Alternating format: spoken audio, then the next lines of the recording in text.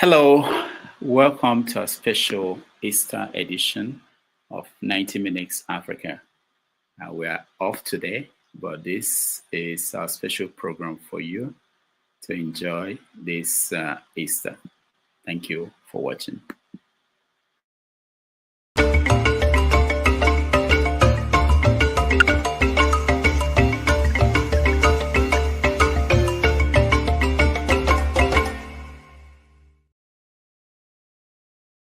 Front of the Buckingham Palace. I will have gone in there to go and see the Queen and say hi. But I was told that she's sleeping. So I will just talk to you guys from here.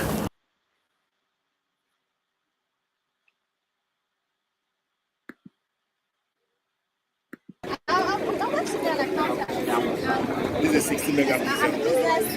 Yeah, business. Business oriented, so I like to. You are not looking for jobs. No, then when I was inside. Now, what do you want to do when you're back? I want to be an accountant. This is 60 megapixel. Business oriented. Yeah, business.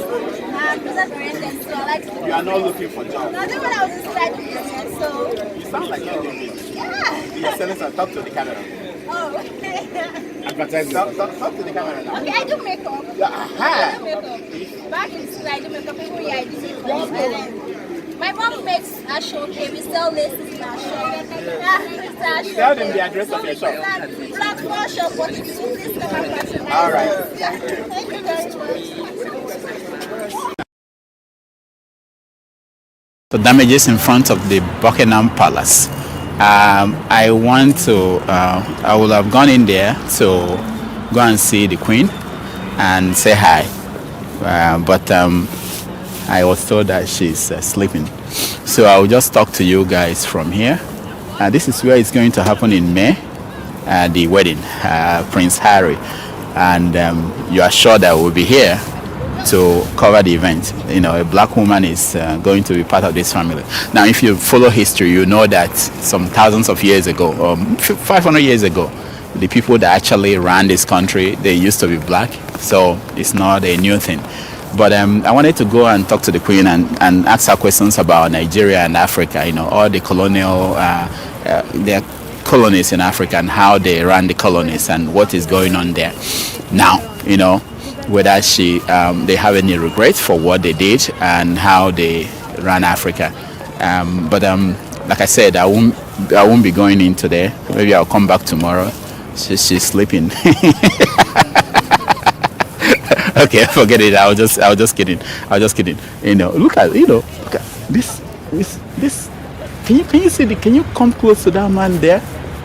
He's not moving, and he's living. He's alive. He's not moving. Just standing there in this cold.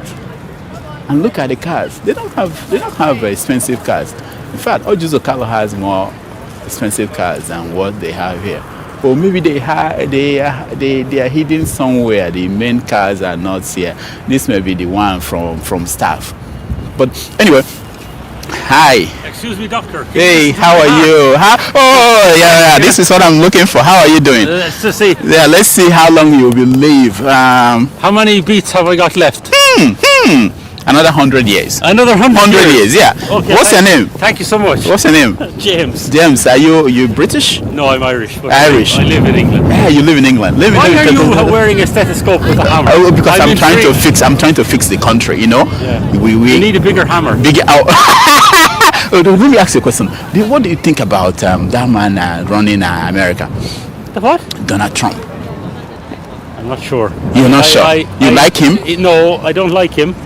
I think he's a bit like Margaret Thatcher. People either love him or they hate him. Yeah. There's no in the middle. Yeah. He thinks that some countries are shitholes. Yes, but look, at the end of the day, he's not a politician, a career politician. He's a businessman. So yes. The professional politicians have made a very bad job. Yeah. So at least if he's a businessman, he can't do any worse. That's true. Now tell me about the Irish and the relationship with Britain. Yes. Is it going well? What is the deal? There is a lot of history between the two islands. I grew up in the Republic of Ireland, but I married an English lady. Wow. And I live here in England. And where are you from? Nigeria? Nigeria, yeah. Well, I'm here in London today Uh-huh. to apply for a temporary work permit to visit your country. Nigeria. Wow. I've been there 3 times before, Wow. and I'm going again in April. What are you doing there? Oil and gas related. Oh, the main deal. But Yeah. no, I live here. I lived in the Middle East in the Arabian Peninsula for 10 Okay, years. okay. So at this stage in my life, I have lived in 3 political systems and 3 religious systems, and I can see good in them all, and I can see bad in them all. The former prime minister of, Here. here said that who is he? what's his name? David Cameron. Cameron. Yeah, that Nigeria He was a is slippery man. fantastically corrupt. He's a slippery man. Yeah, I know. Where is he Look, now? look. Is he employed? Or is he unemployed? He's probably employed somewhere, getting Making a lot of money. I think so. Yeah, yeah. Listen to me. I'm going to tell you now. My experience in this life. I am 50 years old this year, Wow. and my experience in this life, there is corruption Everywhere. That's what we're saying. Justice in every country on the face of the earth.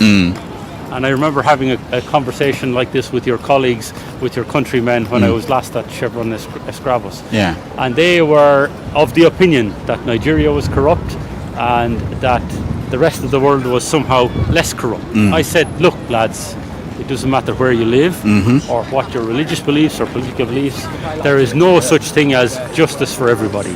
You get the justice you can pay for, not the justice you deserve. Good point. One more And question. that's the same in every country. Yeah, one more question, because there's something about Nigeria you must have noticed when you go there. The church Is is everywhere. Me. It disturbs me because Yeah. I am Catholic myself. Mhm. Well, Let's talk. I was raised Catholic. Yeah.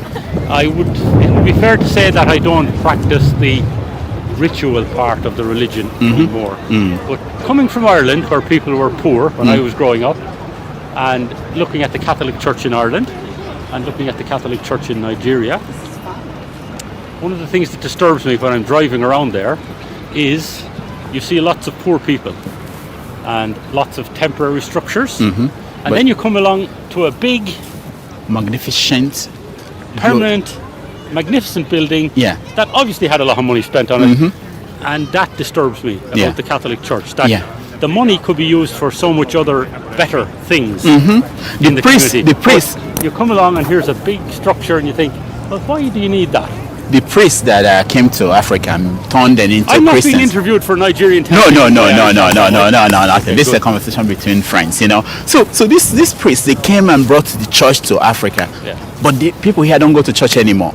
I don't believe. Can you guys come and get the church back? We don't need it anymore. No, the point is this: when you strip down any religious system, in Yeah. my opinion, in the church, any church, be Yeah. it Church of England, Catholic Church. I mean, and I visited Rome with my wife in the summer holidays this year. We went to St. Peter's Basilica.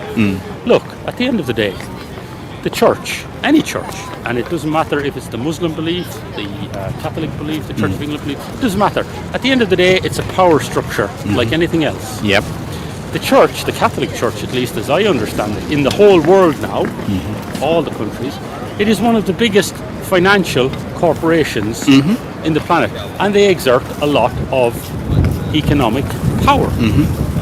The only thing different about the church, and this could be the Church of England or the Catholic Church or anything else, is only the difference of the uniform that they wear. I like that. I like That's that. what it is. It's No, powerful people It's true. powerful, intelligent people manipulating less powerful, less intelligent people. Yeah. And the people below maybe don't have the tools yet To understand. to question what they're being told or to cross-check it. No, this Commonwealth, and people ask me this question: is Britain a country or is the UK the country? I don't know the answer. When is it that if you're playing soccer, England will play as a country, I don't but know. when they go to the Olympics, they go as Britain? And I don't know what the relationship is. What is the structure? I don't Is it know. not cheating? Are they not cheating the system that we have? You know, I don't- Scotland, for instance, we go as Well, a I know country. Scotland is a country. I know Yeah. England is a country. I know Yeah. Wales is a country. I know Ireland is a country. Yeah. So Now, Britain is I what? don't understand the relationship between what is Great Britain And what is it made up of. UK the and United the States. Commonwealth? I may have a slight understanding of what the United Kingdom is, because if you gave it its full title, it would. I think it's something like the United Kingdom of Great Britain and Wales. Ireland. Oh, and Ireland. Okay, So okay. it has to do with the islands in the North Atlantic, but I don't know for sure what it means. There is a distinction between them all. What is the United Kingdom? What is Great Britain? What is England, Wales, or Scotland? Yeah. It's a bit like the Netherlands. You talk about the Netherlands, it encompasses more than Holland. Yeah, that's true. Netherlands apparently encompasses Holland itself and some of the islands around it That's true. That's in true. the North Atlantic. I don't know, does it include any of their, what shall I say, from the days of empire, their dependencies in other parts of the world? Because they, in the days of empire, when all these countries were powerful, they were stomping all over everybody, saying, I put a flag here and I'm going to claim this for Her Majesty or for the King of Holland or whoever. Yeah. And they didn't care about the local people. That happened in Ireland. Now, There is. one last question. When you talk about when we were in school in Nigeria, we were reading people like William Shakespeare. We read people like George Bernard Shaw, Yes. Oscar Wilde. Irish people are writers, wonderful writers. The same as me. Yeah. We've studied some of those So, writers. so the question is this: do people here study African writers? Do you have books by African writers in your? I know you've been my to house, Nigeria. no. Yeah. No. Is it fair to us Africans? We Well, learn everything let me about your tell you country. this, what I know about Nigerian culture so far. Recently, and I grew up in an age where maybe it's more common to watch a film of something which has been adapted from a book. But one that I watched lately is Half a Yellow Sun. Oh yeah, I've seen Chimamanda that, and Ngozi I Adichie. thought that was a very good film. Yeah, have you read the book now? I've read some history of Nigeria, and because I was in the Irish Army for 6 years when I was a young man, I know that Ireland and Irish soldiers have a great history of United Nations peacekeeping missions. Now, not in Nigeria itself, but certainly on the continent of Africa. Irish soldiers have, that's something I'm sort of proud of, the Irish soldiers, when they go overseas, they're not going to fight anybody. Yeah. They're going to try to Keep sort of peace. Well, if the peace hasn't been agreed yet, at least keep the warring parties in their separate places until maybe peace can be agreed, and to patrol and police and say, everybody calm down a bit. Whereas other armies, Like the one England here. French, the Not to talk about the Americans. when they go overseas, it tends to be for offensive reasons rather than any other reason. They don't be going. They're not much interested in keeping the peace when they go over. But one of the things I'm vastly proud of as an Irish person and being in the Irish Army for those years ago is the fact that whenever Irish soldiers go overseas, it's generally to try and keep the peace, not make it worse. Yeah.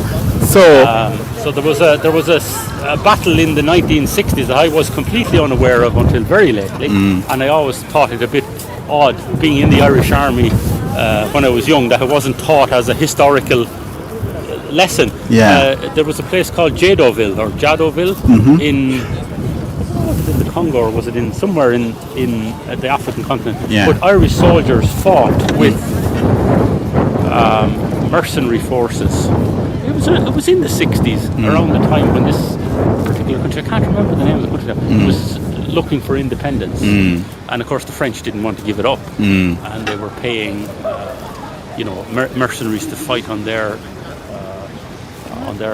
behalf. And the Irish soldiers were sent there as part of the United Nations peacekeeping force. Okay. and they actually came under attack and they fought back, which was, they fought until their last round of ammunition was used. Wow. And then they surrendered because they couldn't do anything else, and they weren't going to, but they gave up a good fight and then they surrendered. And it's the Siege of Jadoville, it's called. there are some African artworks that were stolen from Africa that were brought to Britain. Do you support them returning them to Africa? I think I'm very concerned about the fact that there's a lot of other people's history Some might be in the this museums building. up here. It might be in this building Yes, too. Yeah. One that I would be more familiar with now from my travels in Egypt particularly would be things like the Rosetta Stone, where and artifacts taken from the tombs of the pharaohs. In the days of empire, it was normal to go and hey, plant a flag, and we'll have all that and we'll bring it back to the center of civilization, as it were. And there's the Rosetta Stone is here, the Elgin marbles are here, and those have all been taken from those countries in the past. Yeah. And I think there's a fair case to say, you know what, let's return them. Yeah. You know, in those days of empire, well, it was the normal practice. It wasn't the right practice, but it was the normal. I dare say that if Ireland, where I grew up, was a stronger country in the days of empire, they would have been in along with everybody else. Yeah. They would have been going, planting the Irish flag all over other places as well. But, of course, Ireland was not a powerful country at the time, and so they didn't get involved in the empire building of the time. But I dare say if they had been strong enough, they would have been in there with the Italians and the French and the Germans and everybody else who went off. What do you think about the Germans? Are they really, you know? Well, I've worked with a lot of Germans. Yeah. As a race of people, I understand that the people today are different from the people of They changed? World War One or World War They changed? II. They are different individuals. Trump is from there, you know that. The grandfather. From working in Germany, I still see traits in the German people that could very quickly turn. Even though I understand clearly that the people alive today were not involved with the atrocities of the past. There is the DNA is I still still see traits in their character. The DNA is still there. That given the right economic circumstances, they could go. If nobody's watching them. And that's the role of good men in society, isn't it? Yeah. To speak up and to call people out, because as they say, for evil to prevail, good people men will do nothing. Yeah. And evil will prevail all by itself. That's true, my man. Thank you so much. Are you sure I'm not?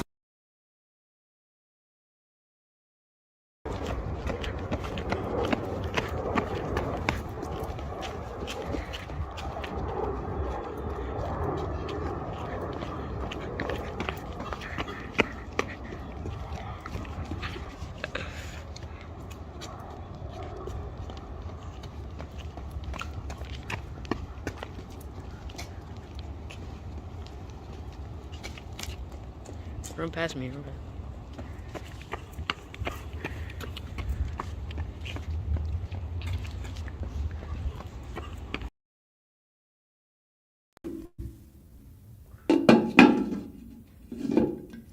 This is If Nigeria Was a Food, where we use food to discuss Nigeria, Nigerians, and all the issues bedeviling it. And on today's episode, we'll be discussing Nigeria as akamu. Akamu is a very harmless meal, very easy to make and easy to drink, till you take a hot pap, a spoon of hot pap down your throat.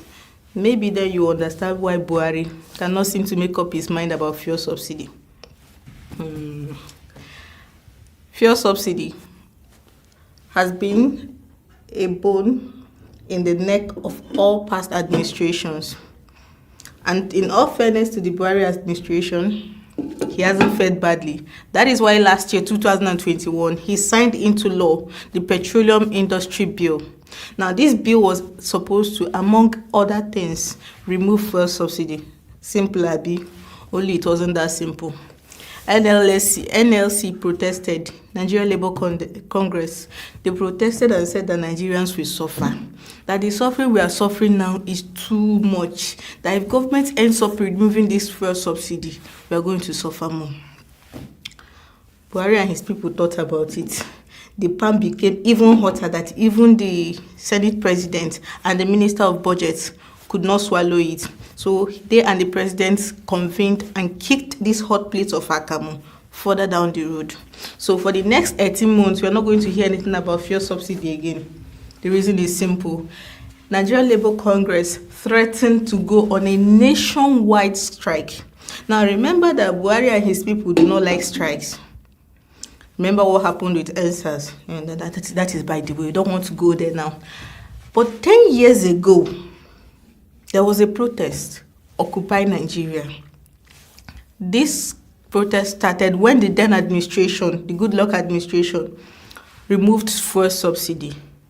Nigerians all over the country protested for over a week because the removal of the fuel subsidy meant that pump price went from 65 naira to 141 naira. After the protest, the government was forced to reduce the pump price from 141 naira to 97 naira. Yet 10 years later, we are still singing the same song, still drinking the same hot pap, and still kicking the plate when it burns our throat. In all fairness to the Buhari administration, when you look at the amount of money this country spends yearly on fuel subsidy, maybe you understand why this account cannot be taken so lightly. Every year, Nigeria spends about 4.6 trillion naira. Hey! 4.6. 1, 2, 3, 4.6 trillion naira just on fuel subsidy. Now, this is number till you compare it to the amount we spend on education. This year alone, the government budgeted less than one third of that money for education. Now we can understand why Labour is angry, because when they remove this fuel subsidy, what it will mean is that for each liter of fuel you buy, you pay 403 naira. And now, given the current state of things, how many Nigerians can afford this? So while we wait for the water to boil, let's make up our minds on how we want our pap. Do we want it hot and scalding, or are we going to take our time to go through this pap, to drink this pap, to go through this fuel subsidy once and for all? Till next time, I am Blessing for the Dr. Damages Show. See you. Bye-bye. So it's not just that. This guy, Rudolph Hayes, wrote a book called The Secret Letters of Donald Trump. This is combination of part 1 and part 2. But it's also, we found out that just like Jonathan is planning to come back as president of Nigeria, Donald Trump is coming back. So for you, those of you who are amazed about what Trump did in the last 4 years, read this book, and you will get to know the thinking behind it. The man is a genius, an evil genius. No, not evil. That's Babangida. But what's Trump? It's a unique genius. You know, his uncle was an MIT professor, smart guy. He would have been a professor if he had gone through schools, but you know, he failed and he didn't. He got some people to write his exam for him, and you know. But get this book and read, and you know more about Donald Trump and what his plans are when he comes back. Imagine this: Jonathan back, Trump back. Wow, that would be a wonderful world. Don't you think so?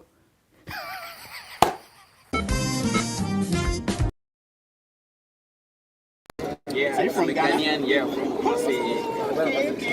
What we business here? Yeah, what we do here, we use Tommy, we remove stretch marks, we make hips, we make post fame in 1 week. Can you make this one? Yeah, of course, we'll make it up. Wow. Yeah, we make You know, it up. Kosi spent 1.2 billion naira to make her butt big. You know Kosi? How much did you have? You have Kosi? Did you do that? Yeah. Is it at your shop? Wait. You did that for Kosi or Jacob? You know, no. Okay. How much do you charge to do that? Because I have some women who are The interested. hip hop is 65,000. 65,000 naira. The Tommy one is 85. 85. So my own now. Where is your office? Is it around here? I can it's bring area 10 people. 10. Area 10. But whenever you Where are want to we? see me, Area call 1 the card, I or will direct you. I'll just call. Are you the doctor? Yeah. Dr. Victor Lovika? Yes, this Victor. company name is my name, Dr. Kofi. Dr. Kofi? Yeah. Wow, fellow doctor. Nice to meet you. Thank you, nice to see you. Wow. Have you guys been meeting at? Yeah. Met I've not- doctors this is the called. first time I'm meeting a doctor. All the people are just ordinary people. You know?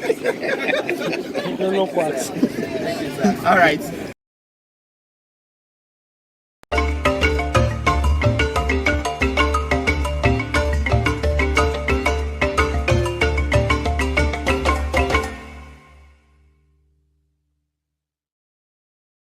I'm in principle in support of the what is called power shift now, that power should move from one region to the other, and the North has been in power for the last 7 years. The Southern minorities have had a chance to rule, which for me, although I was a great critic of Jonathan, I'm gratified by the fact that someone from there, got a chance to rule. So I support that.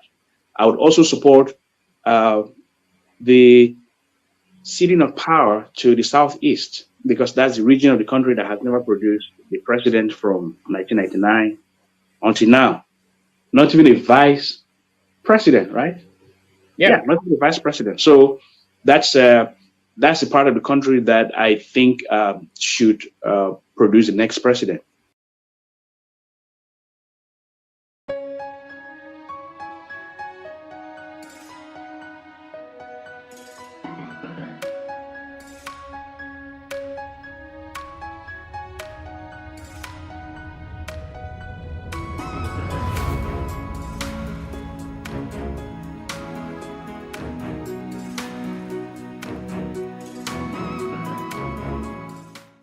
On one bright day, like today, our 2015 campaign plane landed at Bauchi Airport.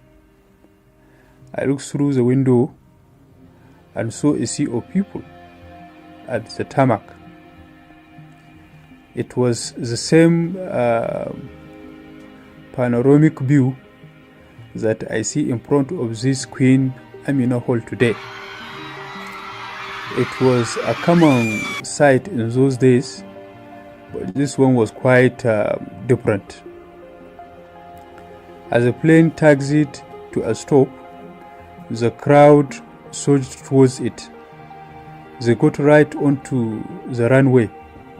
Security men and women tried to stop the crowd, but gave up at some point. The security personnel ran towards the plane too. From the window of the aircraft, I took a deep look at the crowd. Some barefooted, some well-dressed, as if it was Salah day. Some young, some old, some rich, some poor. A look at many in the crowd showed people who have a top life.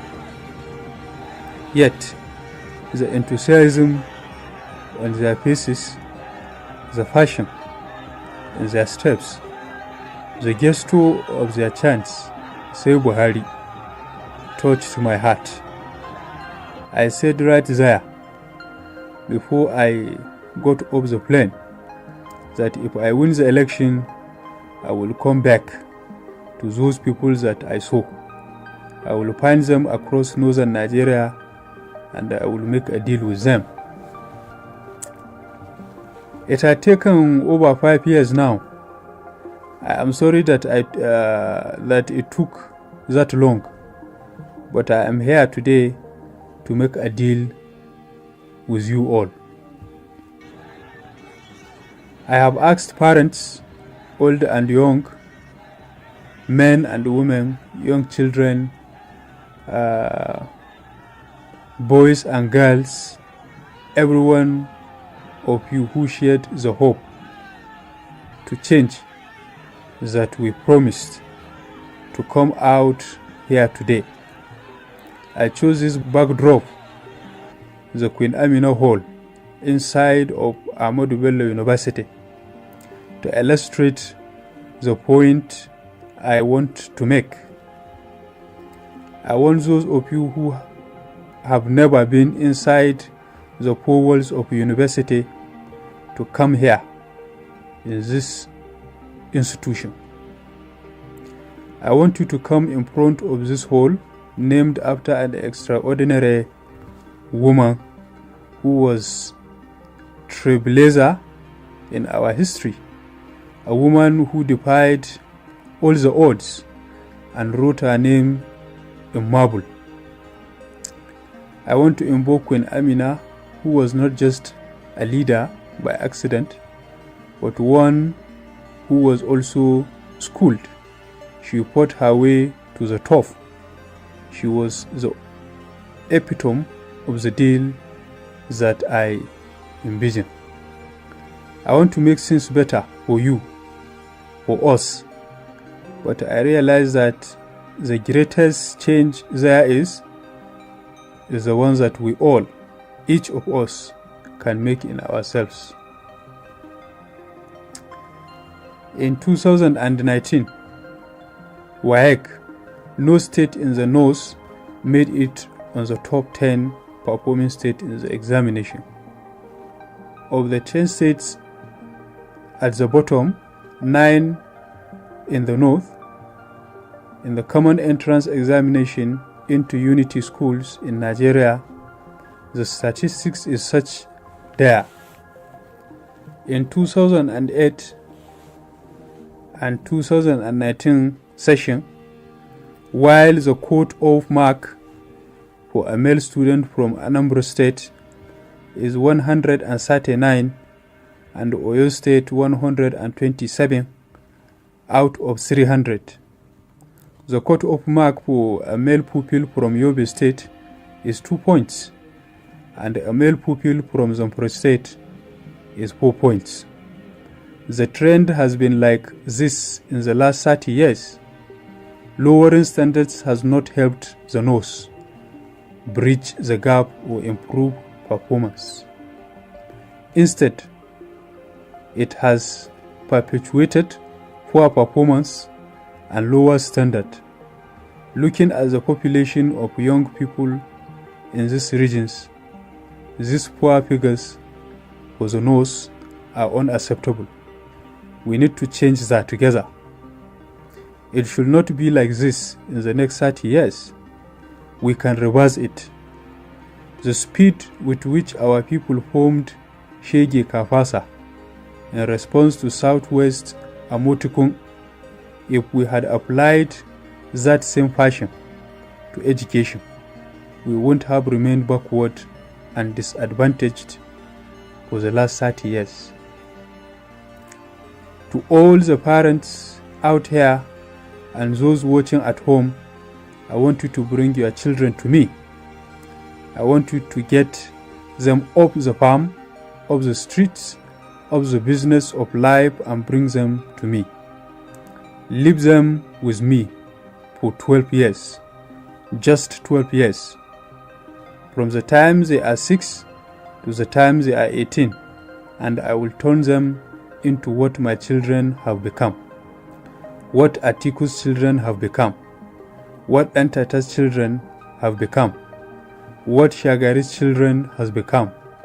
My daughter just made first class in photography from the prestigious London University. Your daughters could do the same.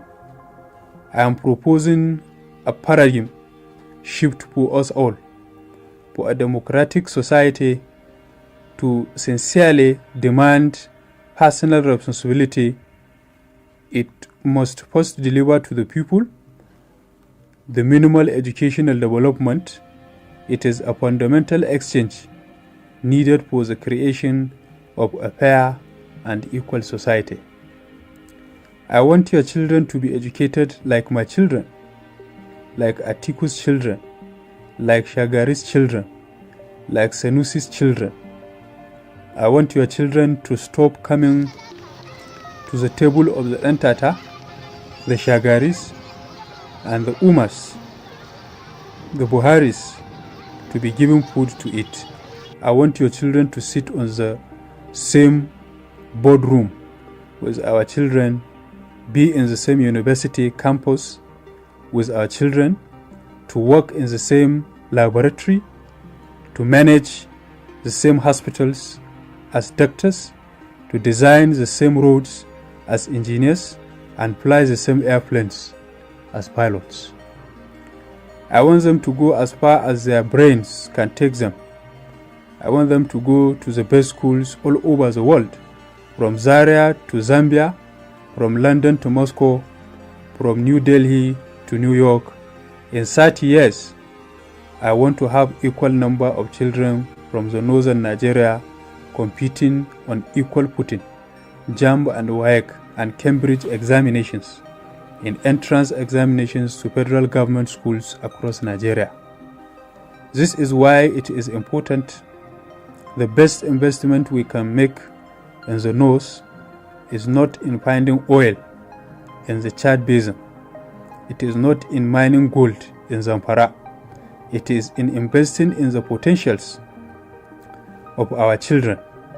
And so it is that the greatest security we can provide for our society is equality of opportunity. It starts with equality of education. Equality of education guarantees equal access to knowledge. Knowledge, is not just power. Knowledge is also health. It is also wealth. It is also an antidote to ignorance. The North does not change. The North will destroy itself. The country is moving on. I charge you to join me as we build a new Northern Nigeria in a generation. We will start with one local government in each state until we get to every school in all of Northern Nigeria. Our goal is that in 3 years from today, there will be a free and compulsory primary and secondary school education for all children across Northern Nigeria from the ages of 6 to 18.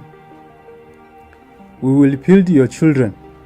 We will provide them books and pencils and desks and dresses and anything they need to go to school. We will find new teachers to teach them and retrain and retain the ones we have now. We will build the new schools where they will learn and repair the ones we have now. All that we want you to do as parents is to free your children, free them and watch them fly. Free them for 6 hours of every weekend and we will do the rest. While we adore the ways of the past, tomorrow runs on new tools. We need to acquire these new tools to be able to propel tomorrow. The empires of today are not the type of forefathers built with arrows, guns and enslavement.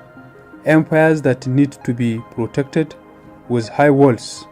The empires of today are the type Aliko Dangote builds with knowledge and information from the mountains of Tanzania to the Sahel of Senegal. If such ventures have been good to Dangote, they will also be good to your own children. Amfanin hankali aiki da shi.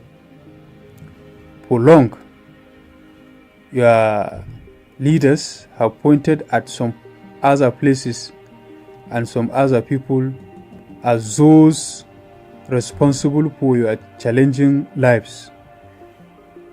We did it to cover up our own failures, to lift you up the way we lifted our own children. We did it to protect ourselves from being at the receiving end of your wrath. But we should have known that our long-term fate depends on you. The people are not just in giving our children the best that the world has. Now we are ready to make amends. It took me a long time to realize the only way to preserve our society, our cherished history and heritage is to secure an educated and informed citizenry. Those who are not hooked to the tap of knowledge find themselves deep in the valley of ignorance. We have to tell ourselves the truth. It starts from here. Our leaders may have enriched themselves, but they have impoverished millions more in the process. We must stop forthwith our tendency to confuse the personal interests of our leaders with our collective interest. No, they are not the same. As the wise one said, what others did to us are so much, but what we did to ourselves are much more. I ask that you trust me on this mission. By lifting your children, our children, we will lift up our society. By giving them education, we will be making them competitive. They will go to the moon and back, exploring and tolerating of the different world out there. But most importantly, by pulling them up, we will maximize the potentials that I know are in them. To this end, I have secured a Northern Rehabilitation Fund approved by the National Assembly. It is part of our efforts to rebuild the North after the devastation of Boko Haram insurgency. I have also consulted our partners in private sector to team up with us in putting the necessary resources needed for this mission to be a success. They have signed on this mission and have donated their time and billions of naira to make this happen. They are here with me in show of commitment to you.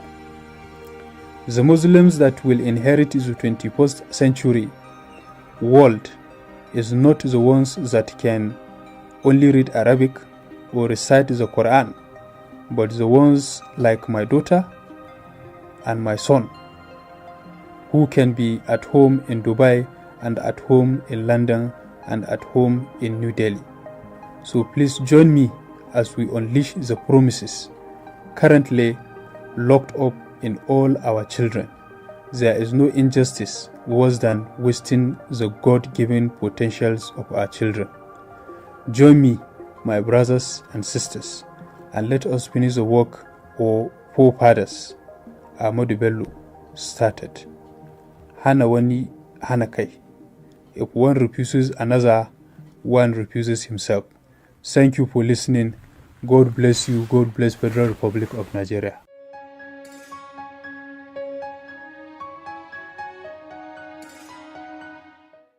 Great news. Today, I bring excellent news for you all. No, it has nothing to do with the price of gari or rice or amala. My advisor, Bayo, told me that a section of the media I have not been able to grab or snatch is writing fake news about me because I don't speak to the press or grant interviews. Moving forward, I will speak to the country once a week. Whether I am in France or Riyadh, I will address the most critical issue of the week. In exchange, any useless reporter who writes any fake news about me will be arrested and jailed.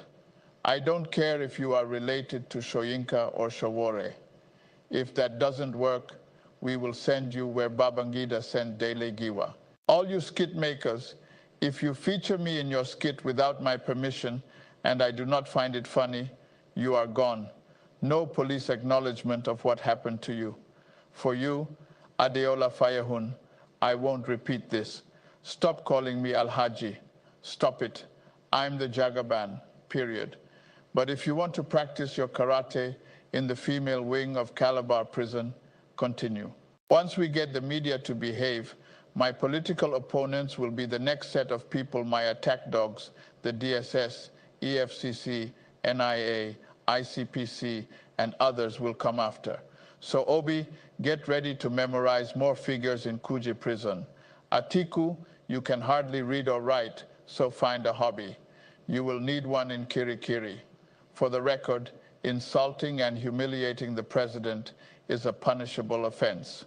Shogbo, that has been 90 seconds plus with the Jagaban. Until next week, God bless the Federal Republic of Nigeria, where might is right and woe to the weak. Fellow Nigerians, greetings from China. I heard that bandits in the northwest are taking over towns, villages, and our newly acquired military hardware. Don't worry, I am in China to consult with the Chinese president on using NNPC's 3 trillion naira profit to buy more military shoulder-to-air, Shokoto to Nika, Juju to Voodoo equipment to deal with the bandits. But that is not why I'm talking to you this week. As the father of the nation, I want to have the final say on the raging issue of Igbo Amaka woman in Canada. I am happy that the Canadian authorities are dealing with her. I told the Canadian Prime Minister in clear terms that we don't tolerate such nonsense in Nigeria. For those of you showing an old video of my wife talking smack about Igbo people, can't someone play with you people again? Look here, I warn you now, Keep my wife's name out of your fucking mouth.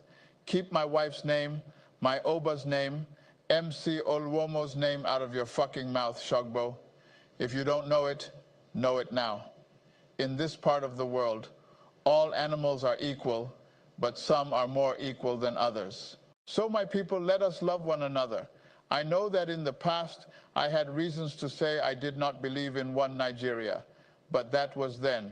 Today, Nigeria has given me a brand new 19-year-old presidential jet, a waterproof luxury yacht, an armored ultra-luxury Escalade, and excellent French healthcare. Life is good. Until next week, may God bless the Federal Republic of Nigeria, where might is right and woe to the weak. I am addressing you this week from my well-deserved private vacation in the UK. Today, I am happy to report that prosperity is on our doorstep. The Dangote refinery has produced its first liters of petrol. Clap for me, people. It is clear, sweet, and stainless. It is coming to a petrol filling station near you. Will it be as cheap as a sachet of pure water? I don't know yet. But as an accounting guru and minister for petroleum, I will do the mathematics and let you know the price I want to sell it. Now that we don't have to import fuel, the Naira will regain its value. My Redeemed Christian Church of God's pastor wife has professed that Nigerians will exchange 1 Naira for $1 soon. At that point, Atiku, Obi, and the little Kwankwaso will throw in the towel and endorse me for a second term as president. Shogbor, in the last few days, you must have noticed that I have fired incompetent senior government officials who Buhari's government had left over. Ignore those lying that they resigned due to witches in their kitchens or their dogs suffering from cancer. He did not ask Reuben Abati, if you cannot carry reporters along, you have failed in your #1 job as a press secretary. You cannot chop alone, not in this my government. From now on, everything will move so smoothly.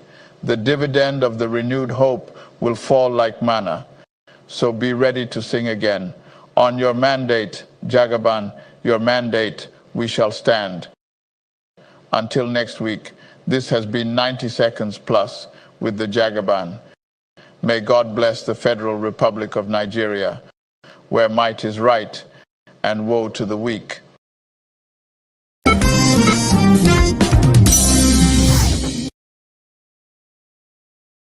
Fellow Nigerians, many of you have written. Some have called me, begging me to make Reno Omokri my new press secretary. Ide Craze, I'm sorry to disappoint you. I am rejecting Reno for that sensitive role, not because of all the nonsense things he has said about me in the past. Having worked with Femi Fani-Kayode, I know his type. The fight for daily bread determines their side at any point. I am okay with that lifestyle. We politicians are nothing but glorified buccaneers. What I cannot stand about him is the security report that said he used to beat his ex-wife. Call me anything you like, but I never raise my hands on a woman. What kind of weak man does that? I can tell you that it is worse than being a male ashawo or even a drug dealer. So please, Nigerians, stop calling or writing to me about Reno. I am desperate for favorable media coverage, but as Jeffrey Archer said, there is honor even among thieves. He should stay where he is and keep dealing with Peter Obi for us. I like it like that. That has been another episode of 90 Seconds Plus with the Jagaban. Until next week, God bless the Federal Republic of Nigeria, where might is right and woe to the weak. Fellow Nigerians, thank you to all of you who thanked me for freeing Omoyele Sowore after my boys arrested him at Lagos Airport. I am a very nice man, but warn him not to try any nonsense on October 1st. Tell him that I am not Buhari. If Buhari showed him Shegai, I would bring down Shango on him. For those disgruntled elements in Nigeria and abroad looking for me and asking, where in the world is Bola Tinubu? I hope you saw me in Maiduguri feeding the displaced and doing my job as president. Did you see me, Rufai? What about you, stupid doctor? Damages. Are you happy now? Nonsense. I'm able like you. I was busy getting a well-deserved rest in King Charles's GRA. Then all of you restless and hopeless people won't mind your business. My plan was to go from the UK to the US for the United Nations General Assembly in New York next week. But you kept running your months on social media. And European leaders started looking at me as if my head was not correct. They said Maiduguri, my country, was underwater.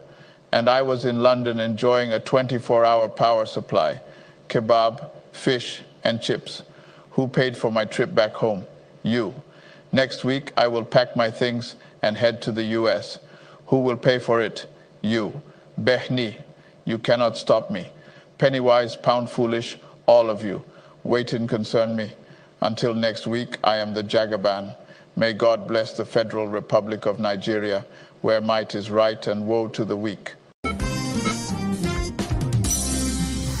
My image maker, with whom I am well pleased, Bayo Onanuga, has told you all that I won't attend this year's United Nations General Assembly. I am sending my Vice President, Shetima, to represent me. But instead of you people being happy that Nigeria will save money because I won't be going, some of you suggest that I chickened out for silly reasons. First, I did not drop out to stay home and deal with the nonsense demonstration Sowore is planning for October 1st. Wait and concern me. NSAR's protests allowed me to make my Alpha Beta court files disappear in Lagos.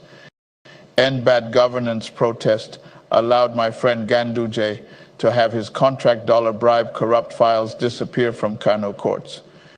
You all should continue. Maybe this time Senate President Akpabio will get the opportunity to send some boys to the EFCC building to wipe his slate clean.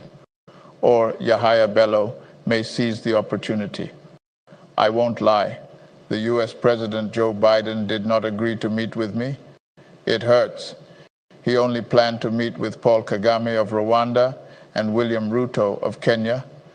Those are two African presidents they consider responsible leaders. Stupid, sleepy Joe Biden. But that is not why I am not going. We have mastered how to cover such snubs by setting up meetings on the sidelines with second-class and third-class world leaders, like the prime ministers of the Netherlands, India, and Kazakhstan. Don't worry, people. I've warned Shetima not to go in front of the UN to say to the world, restructuring my foot. Until next week, I'm the Jagaban. May God bless the Federal Republic of Nigeria, where might is right, and woe to the weak.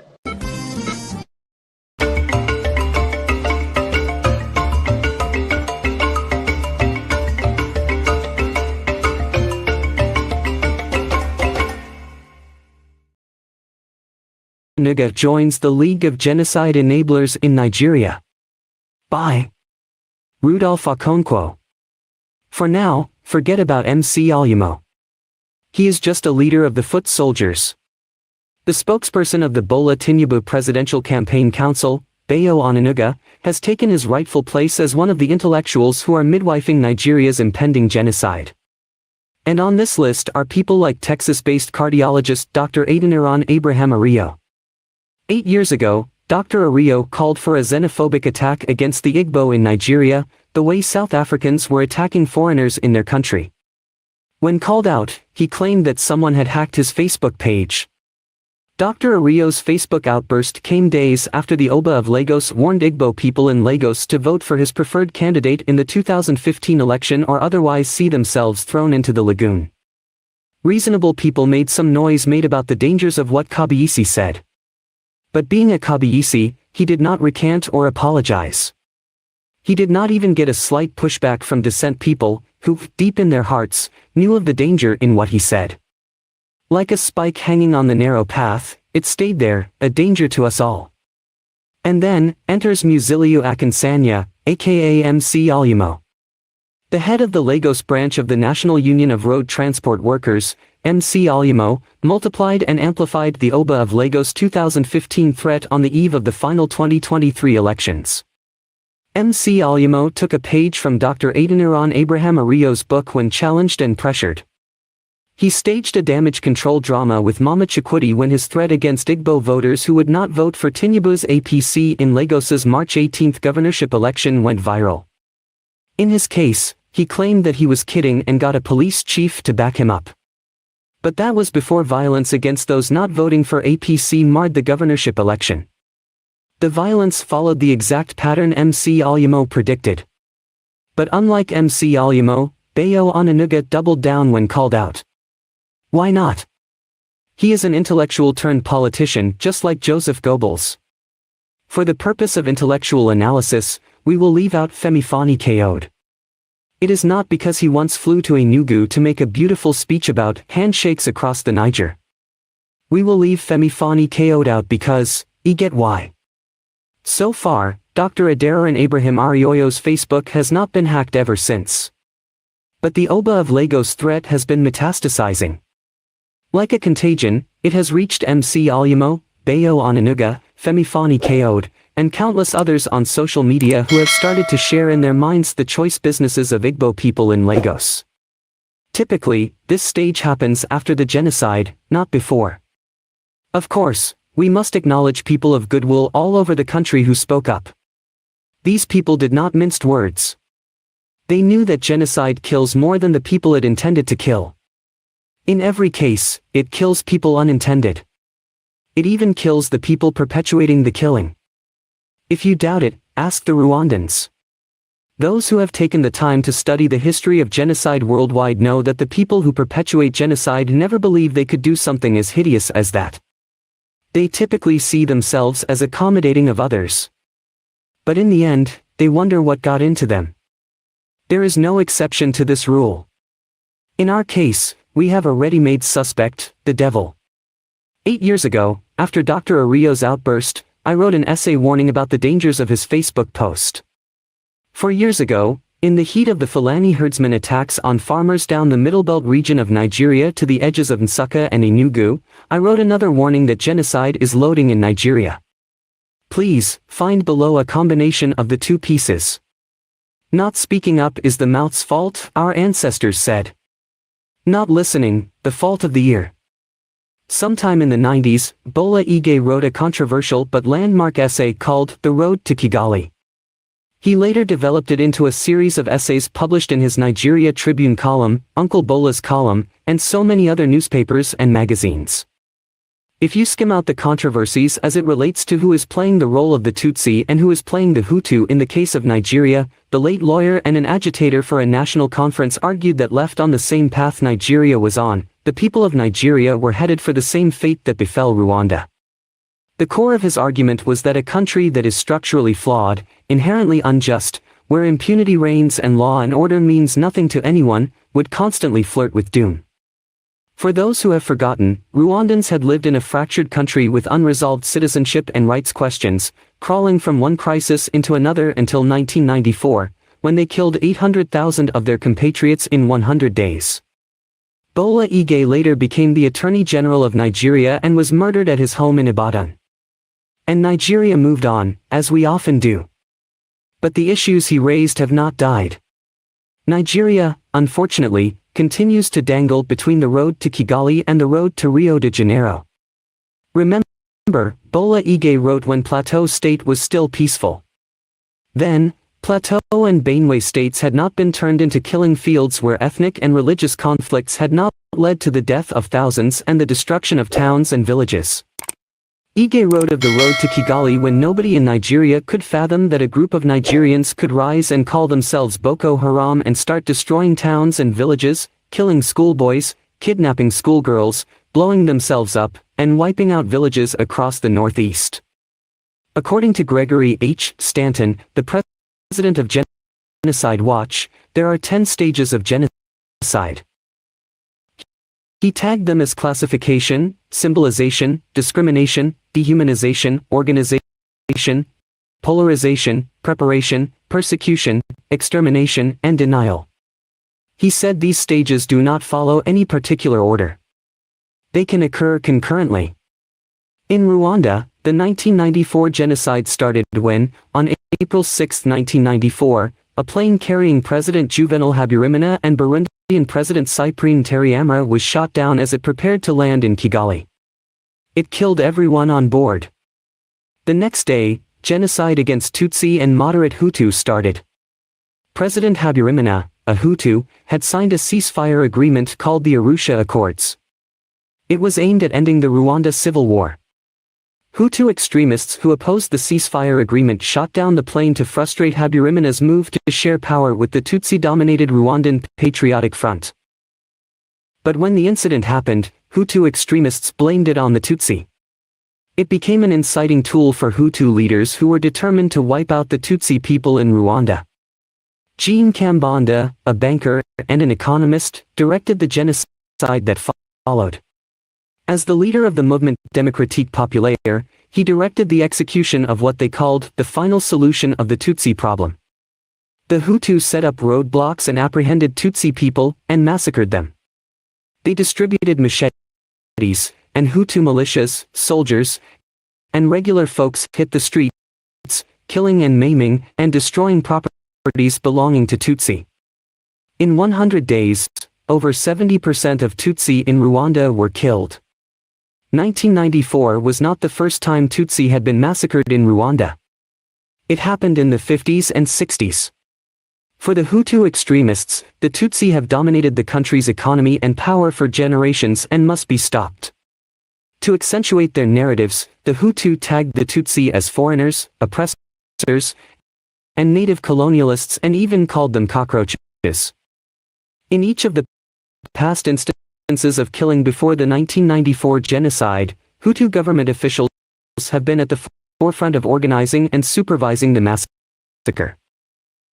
But more importantly, in their rhetoric before the massacres, they prepared the masses for gruesome acts against the Tutsi. In Rwanda, journalists who promoted hate on the radio were later tried for inciting genocide.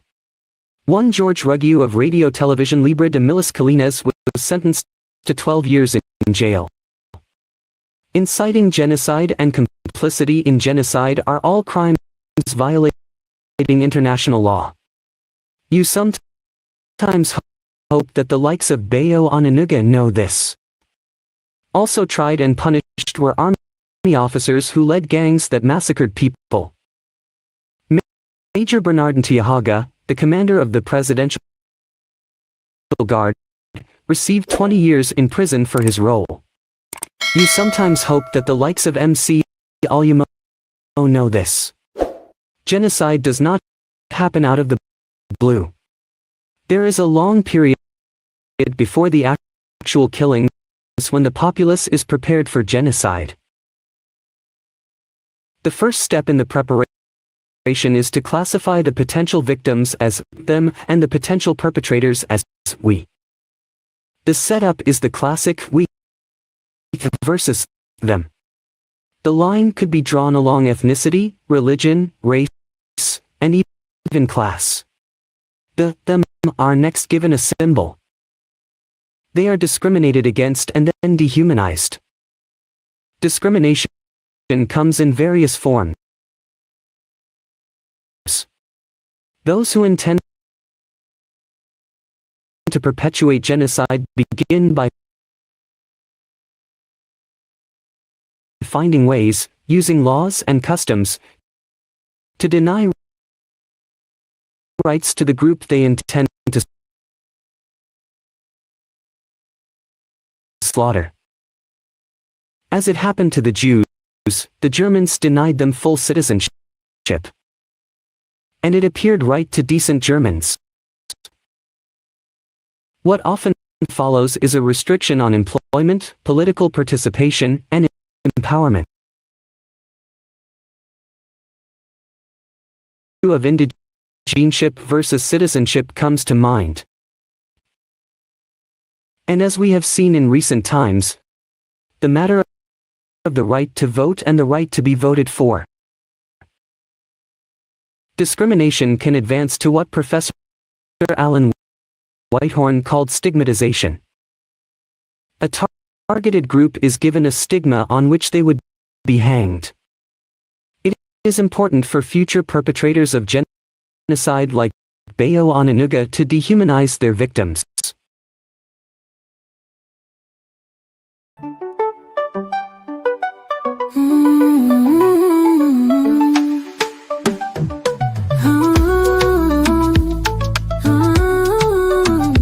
Intro smooth and catchy. Oh na na, yeah. Idana Pinageno. Every man go get the ton of Tasha there for you. Oh, real betting on cha cha cha. Say you they run your race. I buy you they play. Two kind girls they wait. You go see them face to face. One go light your walls like December day. The other go show you paper, no time to explain. If you don't suffer, joy go come. If you the wicked, karma go run. No be by mouth, no be by phone. Natasha go come, we go balance the night. I touch too. There's a Natasha for everyone. Hey, hey. Choose your own, make you no go wrong. Oh no, try your wahala, it there your hand. They go collect what you don't plan. Now the Natasha you on. Now the one we go on. Your story to song or burn. Better choose well, my turn. Let's go. No. Life not mirror, no they lie. But see you give it go multiply. If you they pure, blessing go fly. If you they slide, tears go dry. No they form saints. If you no queen, Natasha no they do in between. She they serve on hot or sweet, depending on your vibe this week. No disguise go save you. Natasha go find you. Hey, no. The team change me. Come up for the fake ones. No disguise go save you. Natasha go find you. Natasha go find you. There's a Natasha for everyone. Yeah. Choose your own, make you no more on. Oh no. Try your wahala, it there your hand. You go collect what thing you don't plan. Daddy Natasha you on. Now the luck, don't be charmed. Now your life. Be the alarm, you they call on with your palms to shine your eye. No they down, there's a Natasha for everyone.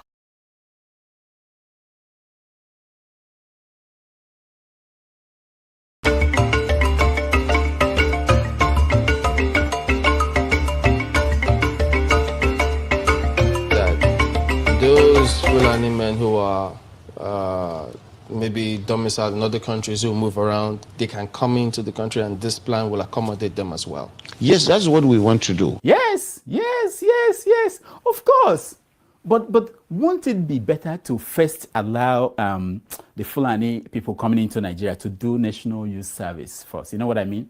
You know what I mean, the governor? Yeah? Huh?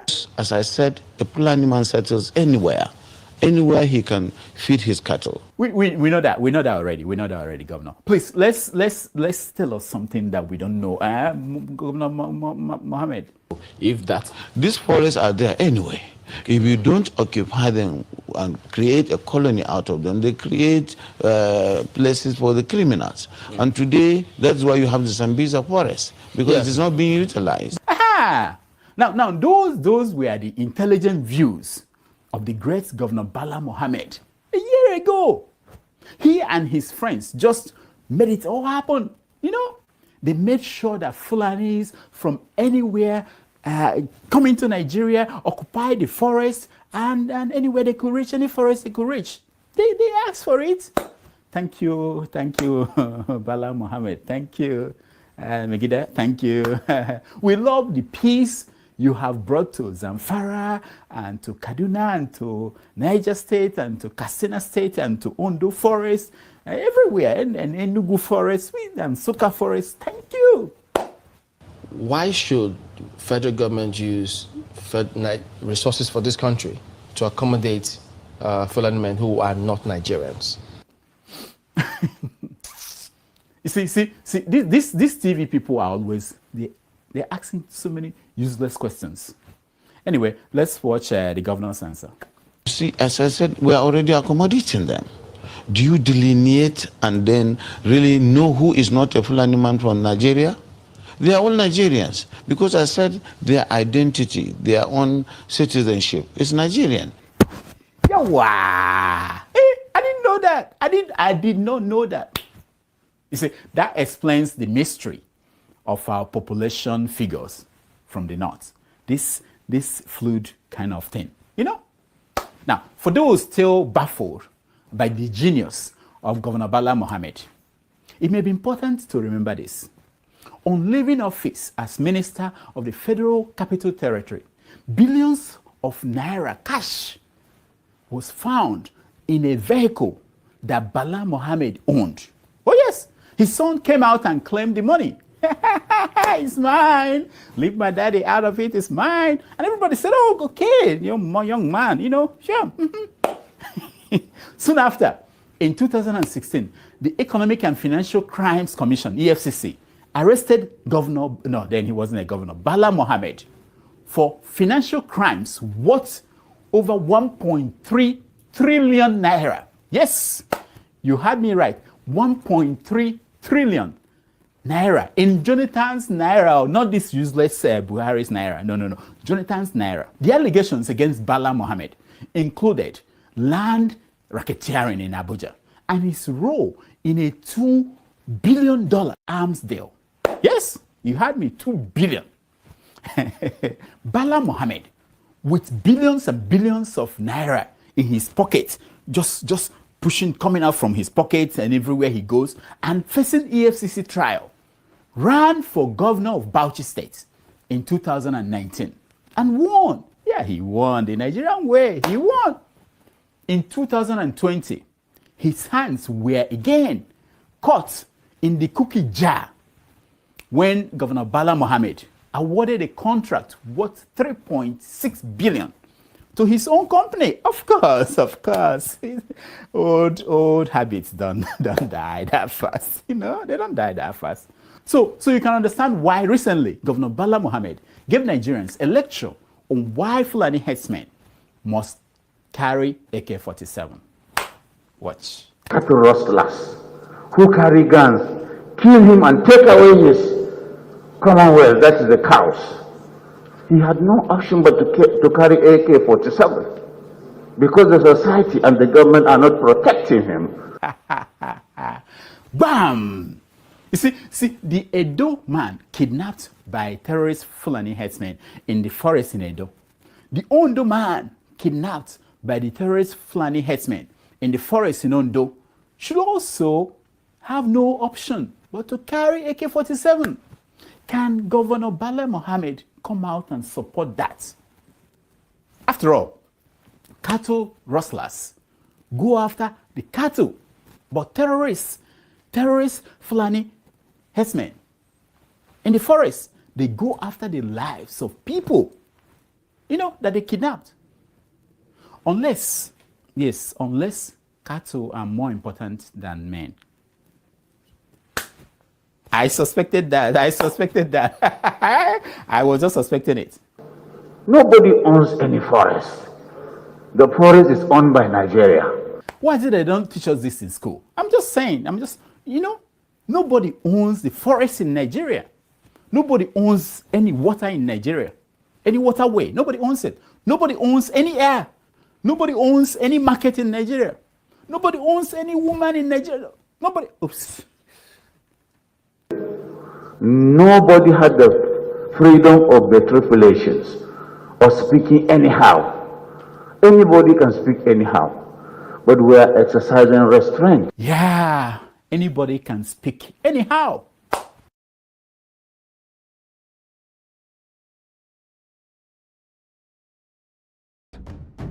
By Rudolph Ogu Okonkwo. After 10 years as a teacher, a young Okija man decided to go and express his gratitude to the most important person who taught him in school. He traveled 47 kilometers to see his old teacher in Nobi, where the 80-year-old man had retired. When he got there that hot afternoon, he saw the man resting under a mango tree with a small local breed dog often called Bingo, keeping him company. Around him was a modest bungalow with rows and rows of hibiscus and white gardenia planted around it. Some of the glass window louvers were broken and replaced with pieces of wood. The scent of blooming cashew tree filled the air. "Sir, you taught me in class 4, do you remember me?" the young man said after introducing himself. He wore khaki trousers with a white shirt, an old school uniform his old teacher could quickly identify. With his failing eyesight, the old man did not recall the young man's face or name. After 30 years of teaching over 4,000 students across the old eastern Nigeria, most men at his age would not remember unless for exceptional cases. The young man was not surprised, considering it was over 20 years ago since he was in the old man's class. He, however, thought his case was exceptional. "What do you do now?" the old man asked him, shifting the wrapper around his waist to fully cover his arthritis-riddled knees. "I am a teacher," the young man answered, his eyes beamed as he said so. "That's nice," the old man said. "Teaching is a very noble profession.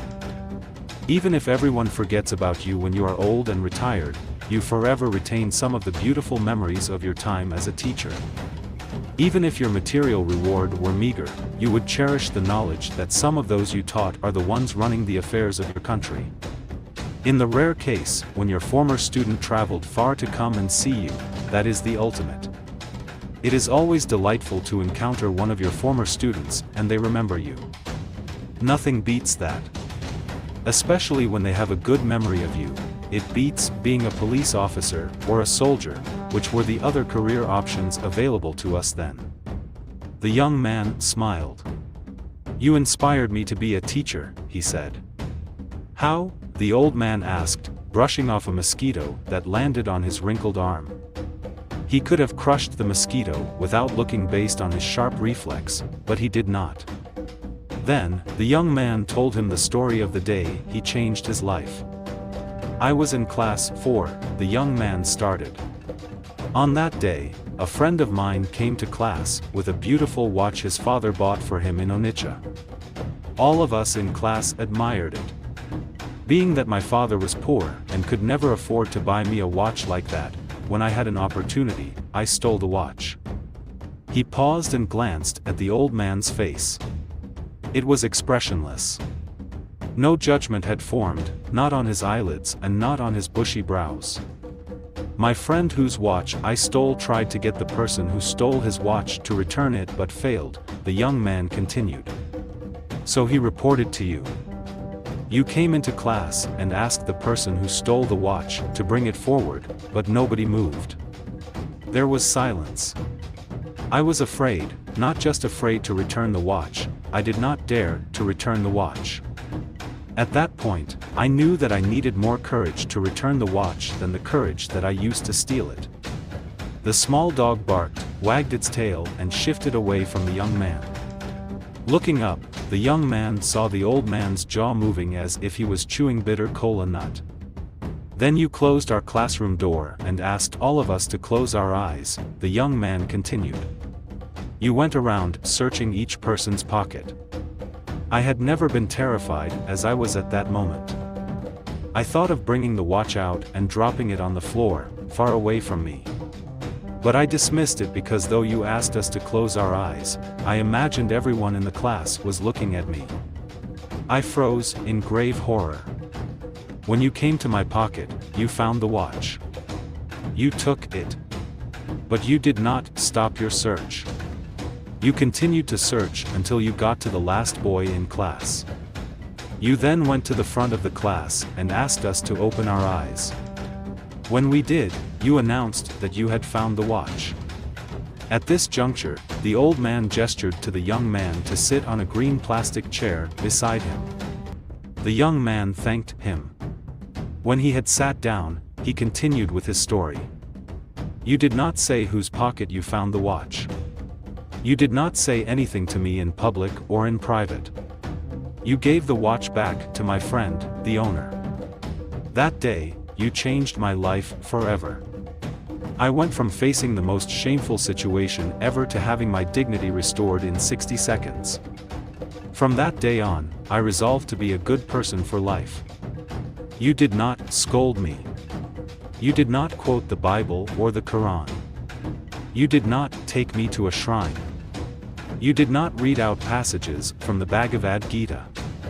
You did not spell out any moral lessons from Mahatma Gandhi, Abraham Lincoln, Nnamdi Azikiwe, Nelson Mandela, or Benjamin Franklin. You did not advise me to change my ways. Still, I got the message. After telling this story, the young man asked the old teacher, "Sir, do you remember this incident?" The old man smiled and said, "Yes. I remember the incident, but I do not remember you." "Why?" the young man asked, surprised. "Because I, too, closed my eyes while searching the pockets of all of you," the old man said. "I did not open it even when I took the watch from your pocket." I continued. The old man dipped his hands into the pocket of a worn-out ISIA good top he had on, brought out a pod of alligator pepper, 2 bitter cola nuts and an edible nzukle and offered them to the young man. "Welcome to my modest home," the old man said. The young man cheerfully accepted them with a gleeful reminder of Brené Brown's assertion that while vulnerability is the core of shame and fear and our struggle for worthiness, it is also the birthplace of joy, creativity, belonging and love. A great teacher knows that he doesn't have to humiliate in order to correct. A great athlete knows that he doesn't have to receive a medal in order to be a winner. A great believer knows that he doesn't have to fight for his God to demonstrate the affirmation of the creed. If you must humiliate anyone for you to correct, then you do not know how to teach. If you must get a medal to feel like a winner, you don't know that participation is everything. If you must kill anyone for you to save your God from humiliation, then you don't know the God you worship. This is a new version of an old Indian epic story. Rudolph Ogu Okonkwo teaches post-colonial African history at the School of Visual Arts in New York City. He is also the host of Dr. Damage's show. His books include This American Life SEF, Children of a Retired God, among others.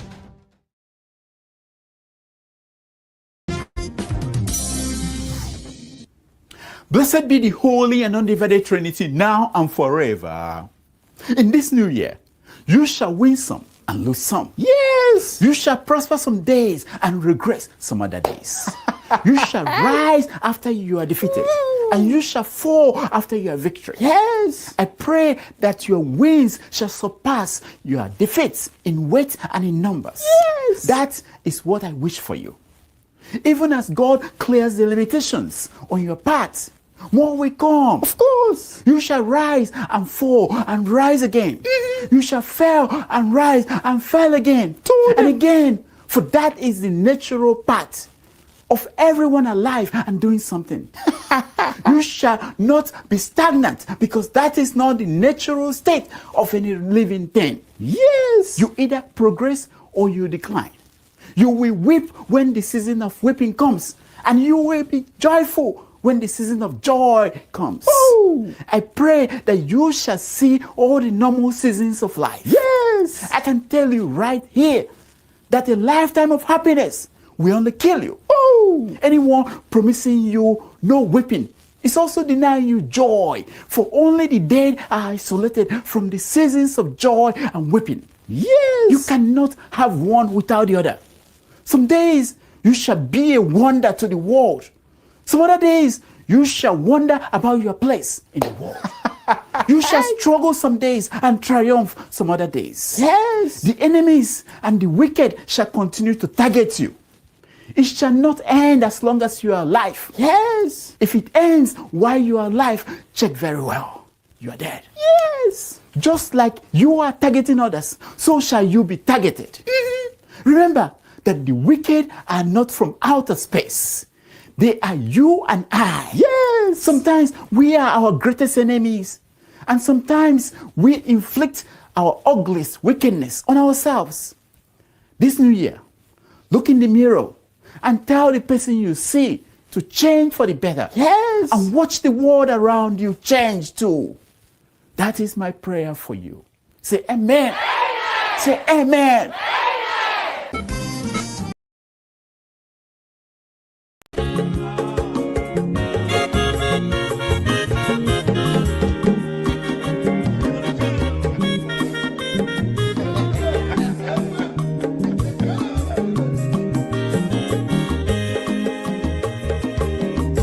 onye ọma zoro obi o akwa nwa zoro obi o Max ịbịa bunye gokwanụ m n'ofube n'azụ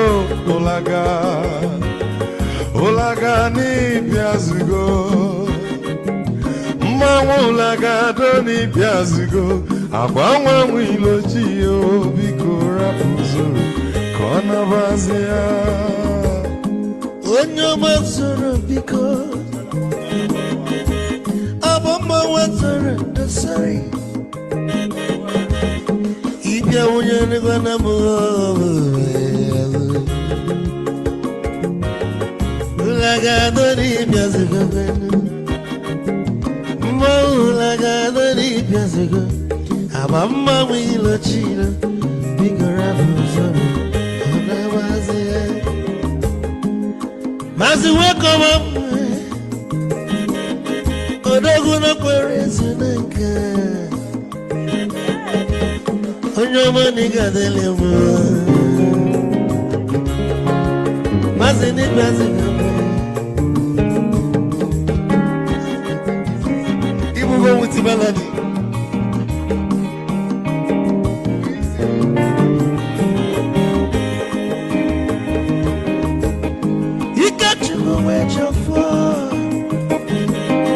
odogwu nachala n'ọka ezi nwanne m n'ịgadele mmụọ ụlagado n'ibezigo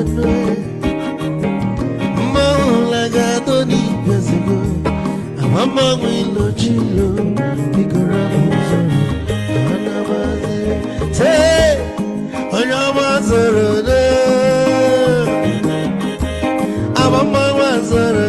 sorry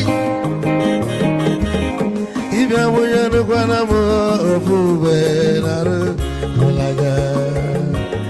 mulaga no ni biazugo nazaboy mulaga no ni biazugo amamma wilo chilo biko rapu zoro anabazi edogu kenanu bikechofo amakwa mnika gogodia waligwe kwelo ikejo mabele bege hey you want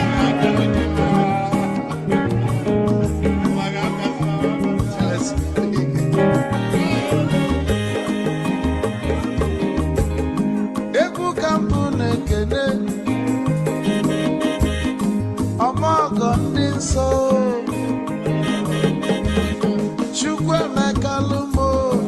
chukwu negaji esi nwanne m ekene ịlapụlụ ife niile na-eme wee bịa ka gosili na anyị na gị bụ nwanne Wisdom ga-adị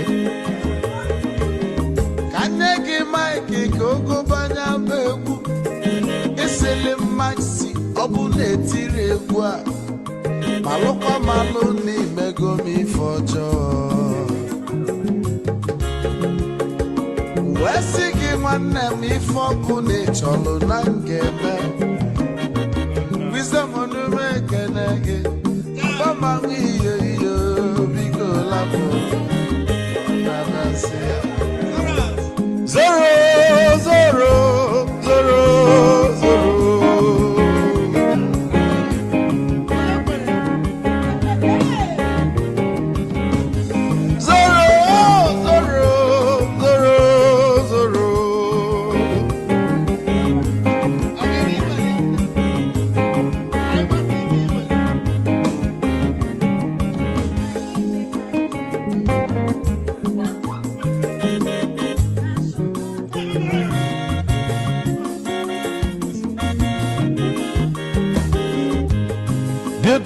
Joy na bugwa Hausa Sokoto Ujembe mwilo Anu solo mwe ma n'ọfịa n'ara Onye nwụrụ zuru ike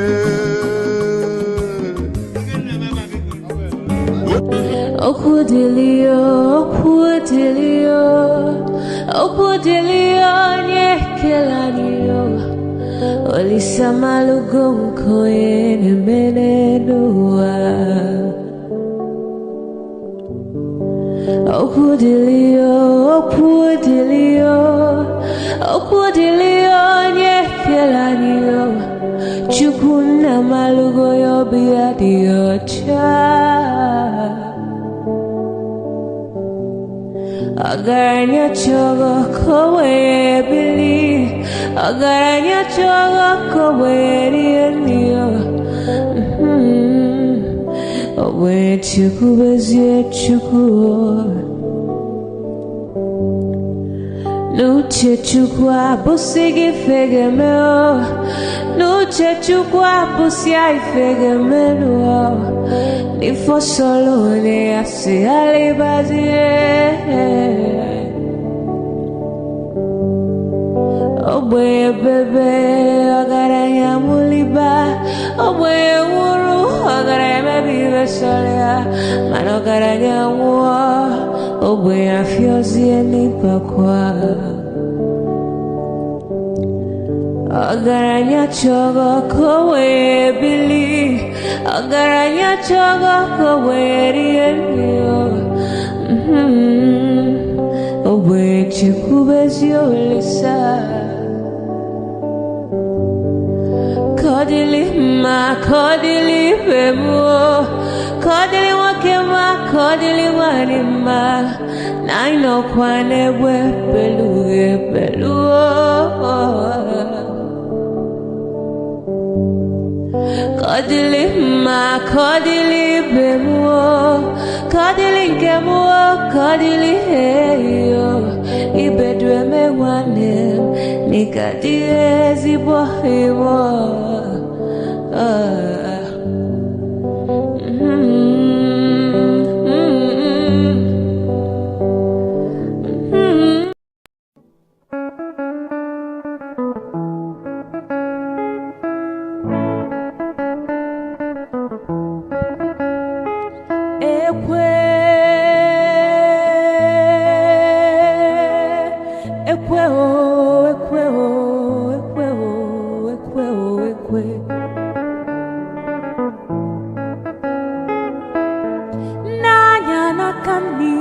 Nekwe kona bia Nanya na kebe Nekwe kona bia Ebem jelu ekweje Gwanu mi femgeme Umuwa watanu Gwanu mi femgeme Ejim gugwo Ejim gugwo Ejim gugwo Ejim gugwo Ekwe mbadike ekwe Ekwe mbadike ekwe anọkwa mbeme ijelobia anọkwa mbeme ijelobia iwe bụ akpa ego wee bịa iwe dọkwasị m n'ụkwụ iwe na-ayọ m wee jụ iwe na-ebe akwa ị na-ebe akwa onye na-eti gị ekwe mbadike ekwe onye ibe m na-ewe iwe nya biko wee gbuo ya ọsụkọsụ nwamkpi nya biko sugbuo ya onye ife m na-ewe iwe nya biko wee gbuo ya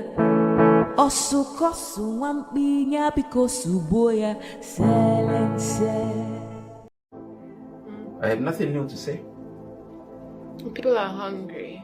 Let them die. It's their fault. Yeah, I'm supporting Tinubu 100%. You're supporting Tinubu? 100% to deal with Nigerians. Jeez. People like you. So that when next election comes, I will now see whether when people bring money, you will vote for them or you will do your conscience.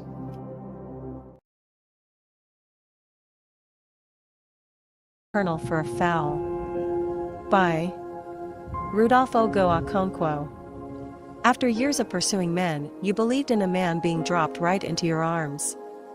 It was the Almighty's purpose for you. And that was how you met him. It validated your belief.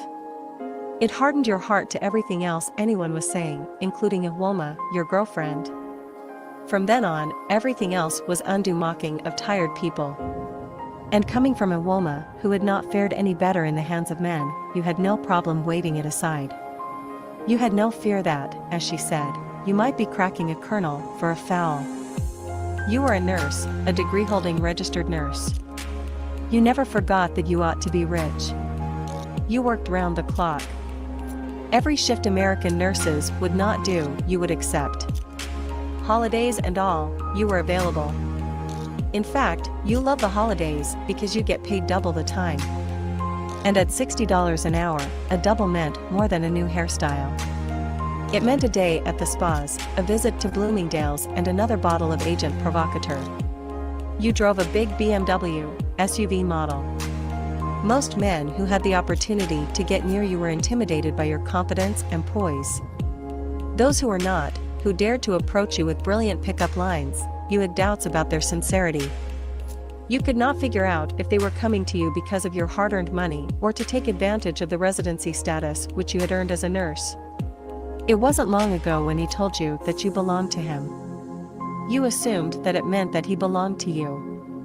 You were an African, but you now live in America. You cook with the microwave and you bathe inside the bathtub. You fetch no firewood and you draw no well water. You eat hamburgers and not fufu.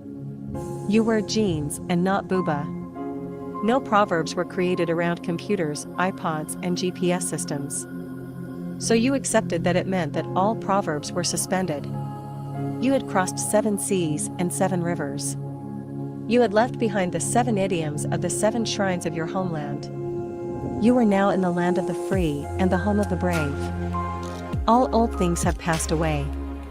So you allowed him to etch a tattoo down your waistline. He tattooed you that first night he made love to you. You let him draw a big stop sign. He painted it red, too. When you wore a tank top, the red sign showed at your waistline. Your panties often split the sign into 2. Further down, he wrote a special note. He ended it with an exclamation mark. His note says, "Private property, do not trespass." Scorpions on guard, ready to sting objects as little as index fingers, men beware. Then you lay there for 3 hours as he drew a scorpion. You did not mind as he scraped off some pubic hair to find space for its tail. He asked you to tattoo him too. But you were no tattoo artist. You were just a nurse.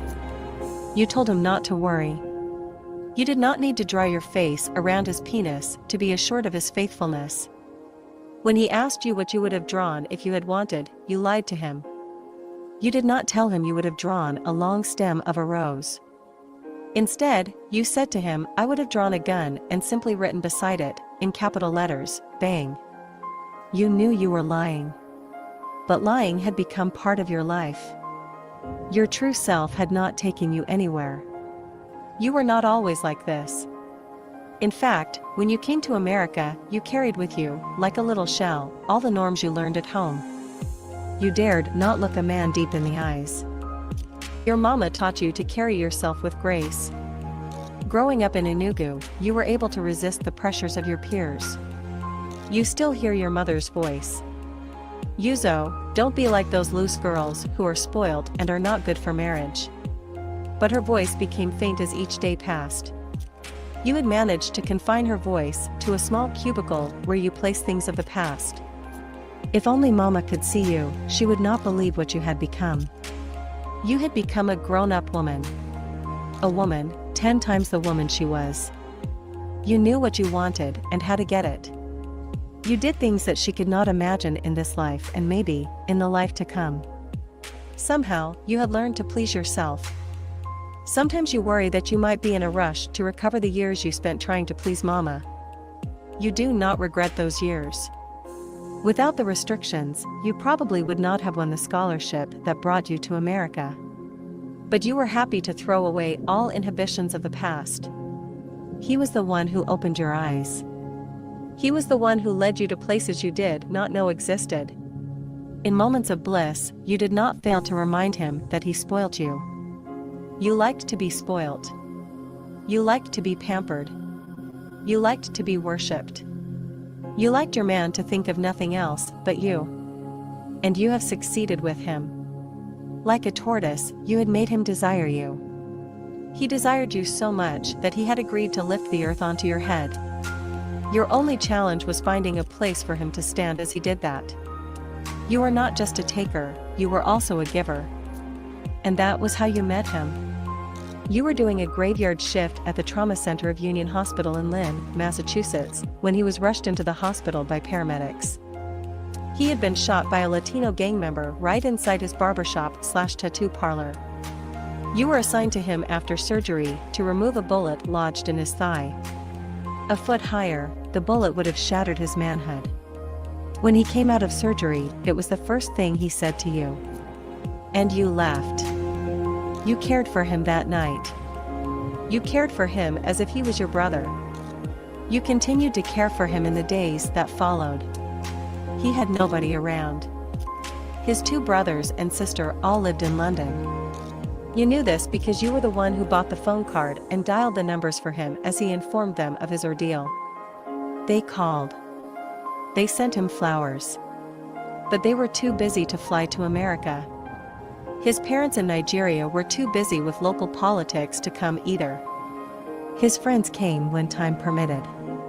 But you were the one who was always there. When he was discharged, you continued to visit him at home. You cooked and baked. You made meals, soups, and porridge. You helped him clean his house. You dressed his wound. You even helped him run his barbershop before he finally sold it. The gunshot, he said, was just a warning. But for you, it was a sign you had wanted to see for so long. At first, you did not know why you were doing those things. But you were sure they were the right things to do. It had been a long time since you last did something because it was right. You had learned that, in America, because it was right wasn't a good reason to do anything. In America, experience had shown you, people did things mainly because it felt good. You had paid a heavy price before you learned this. The scars on your soul, the patches on your emotion, and the wrinkles in your smiles were constant reminders. Caring for him felt good. Considering where you came from, what you had been through, it did not make sense. But deep inside your heart, it felt good. That was how it started. That was from where it blossomed into a love affair. Everything was going well until his mother came to visit. It was his mother who unmasked you. It was his mother who told him who you really were, that poor Wawa girl whose mother sold beanballs at Accra, in front of Chief Obioso's house. Yes, it was you. His father and Chief Obioso were friends. And so it was that he was a friend of Chief Obioso's children. He did visit Chief Obioso's house many times. You were a secondary school student then, some 17 years ago, and so was he. You admired him. From the boys' quarters where you and your mother lived, you saw him drive in several times with Obioso's children. You were jealous when you saw beautiful girls in his arms. You wished you were one of those girls. When they threw parties, you peeped through your little window and wondered how great their lives were. But you remembered what Mama told you, that you were given a different destiny, whatever that meant. You knew that your place was lower than his, even though you were in the same class, but in different schools. He was attending the elite College of Immaculate Conception, Enugu, while you were at the lowly Ido River Girls Secondary School off Agbani Road, also in Enugu. In spite of your different stations in life, you knew about boundless goodness that surpassed all imaginations. You knew this because your father, a driver for Chief Obioso, died during the Biafran War. He was Chief Obioso's aide de camp. You were told he gave his life for Chief Obioso to live. Faced with a bleak future, Chief Obioso took you and your mama into his house. He contributed to your education and you were almost like his daughter. Almost, you would say, because you were not part of Chief Obioso's children's parties. You were not friends with their friends. If you were, you would have been in his life before now.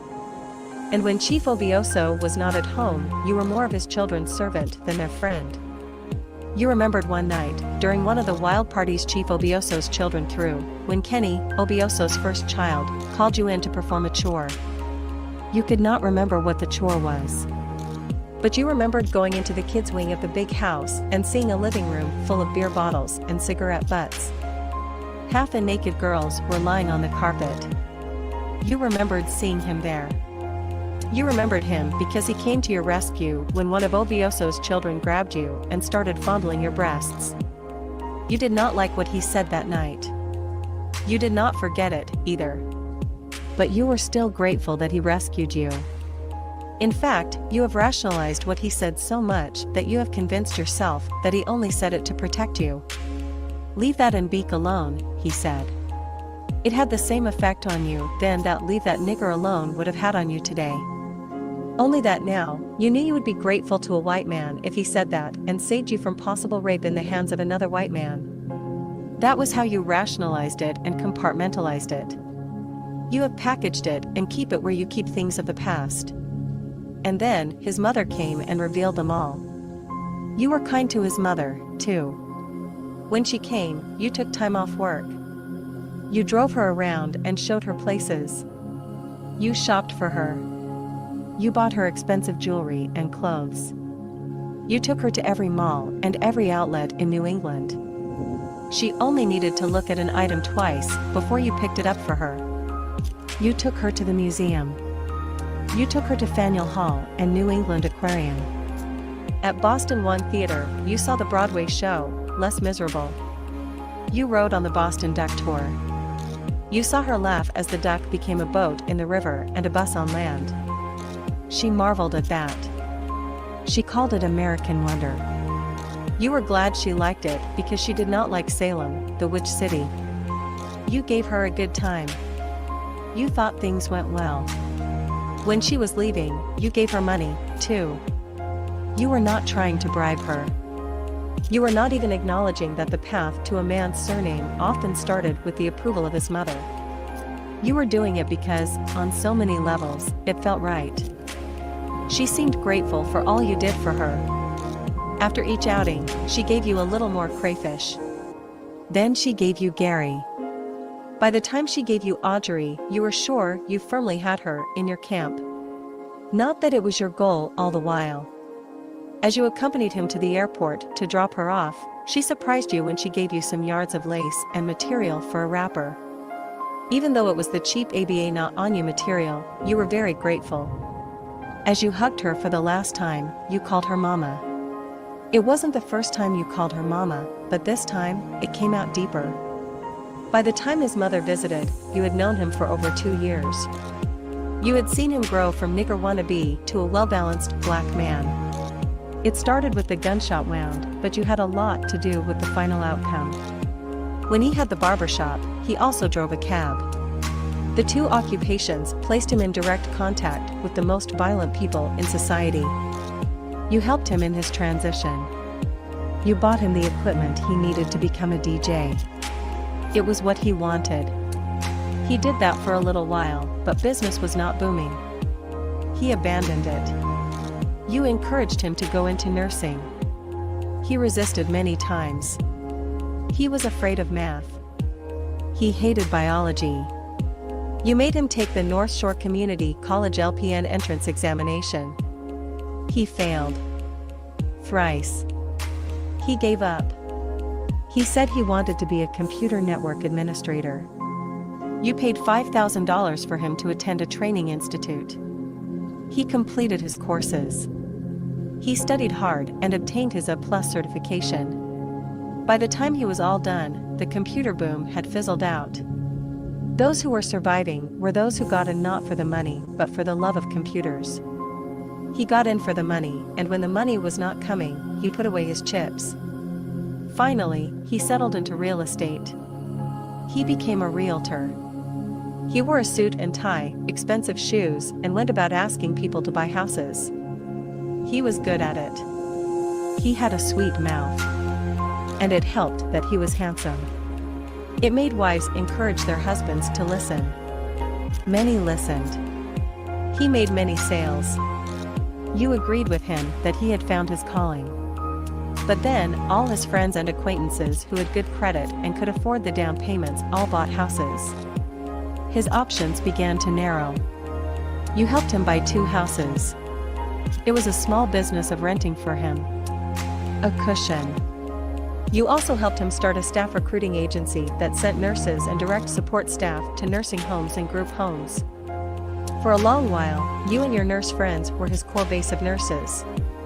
As you helped move him towards more stable and responsible career choices, you also noticed his stabilization. It was gradual. He reduced the number of days he went to the gym and began to see himself beyond the puffiness of his muscles. You could see the changes in the nature of the haircuts he was getting. You could also see it from the size of the pants he wore. As he slid from the hardcore hip-hop worldview to a middle-class black outlook, the size of his pants reduced. His pants also climbed up his butt. You were glad that your man was coming home. You were hopeful that he was settling. But as soon as his mother left, you noticed a change in him.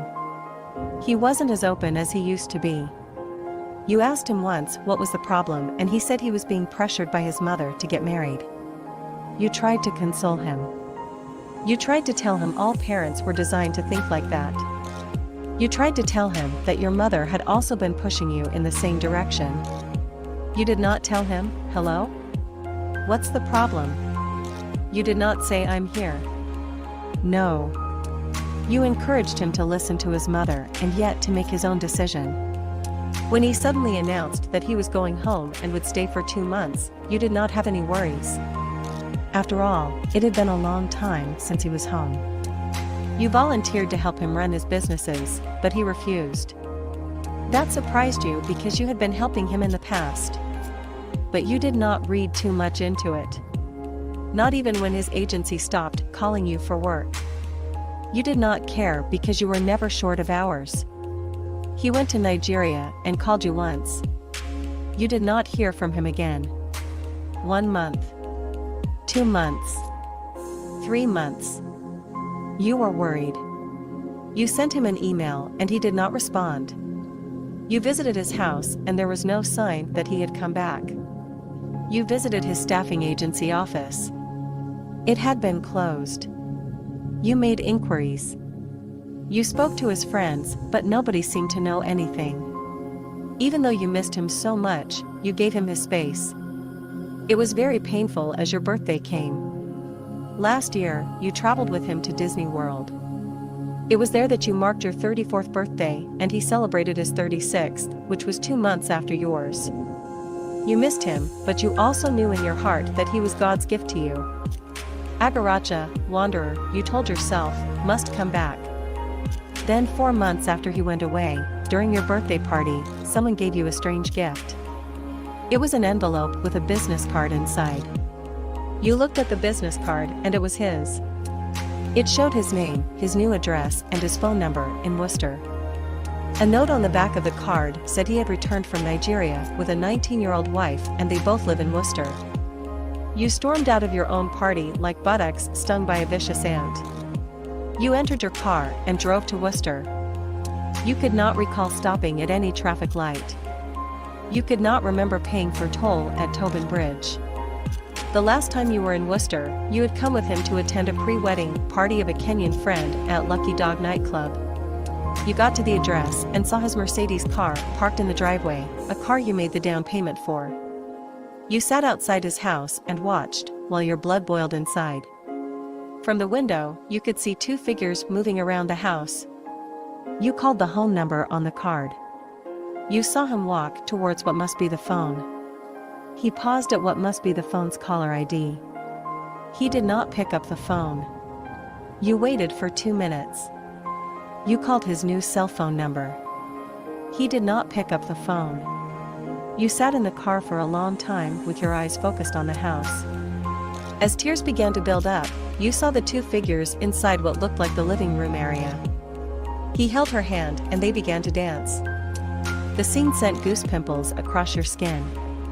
You called again, this time dialing *87 first to conceal your phone number. He walked toward the phone but did not pick it up. You saw them swinging into what looked like the bedroom. You wished you could be invisible. You wished your phone was a gun. You wished you had enough gas to pour around the house and set it ablaze. You wished you could invoke the tornado of 1952 on the house. You wetted your fingers with your saliva and rubbed your eyes. You were not dreaming. You called again. This time, the male figure did not walk toward the phone. He switched off the light as the two figures gently landed on what must be the bed.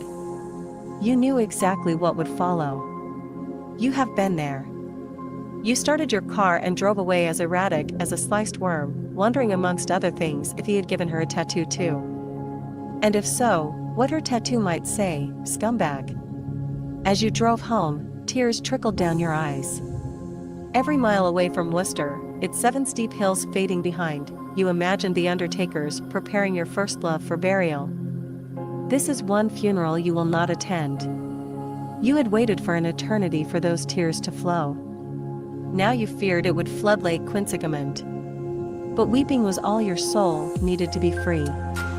At Tobin Bridge, across the mystic river of Massachusetts, the spirits of those who could not bear loads like this besieged you. They said, stop the car. Climb out. Take a jump off the bridge. Immerse your tired body into this cold water. It will cool your soul. There were many voices. They were loud, cluttered and making eerie noise across the cantilever truss. You heard a voice like that of Charles Stewart. His murdered pregnant wife sobbed in the background. You heard a splash as his body made the 115-foot plunge into the river, causing receding ripples just as Boston police circled his home. You slowed down your car. You pulled up by the emergency lane. You clicked the door open with your tear-soaked hands. The night was chilly. You looked out and saw darkness as creepy as a monster's claws. Suddenly, the voices stopped shouting and began to whisper in seductive tones. You put your foot out and it felt unsteady, touching the frozen bridge. From afar, you heard police sirens singing a dirge. They were coming toward you.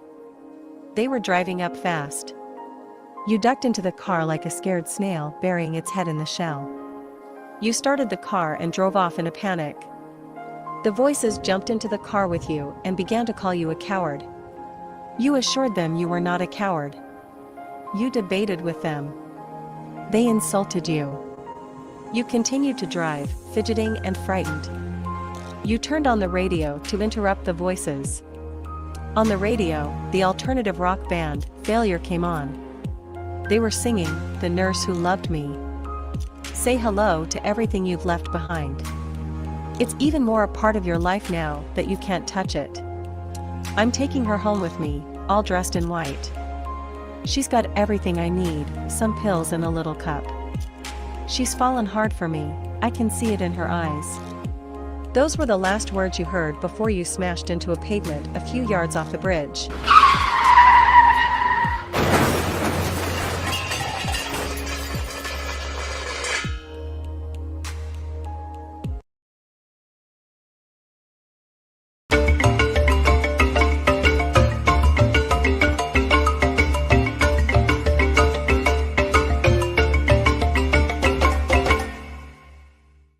Sahel region of Nigeria to the south. I'm so sorry, Senator.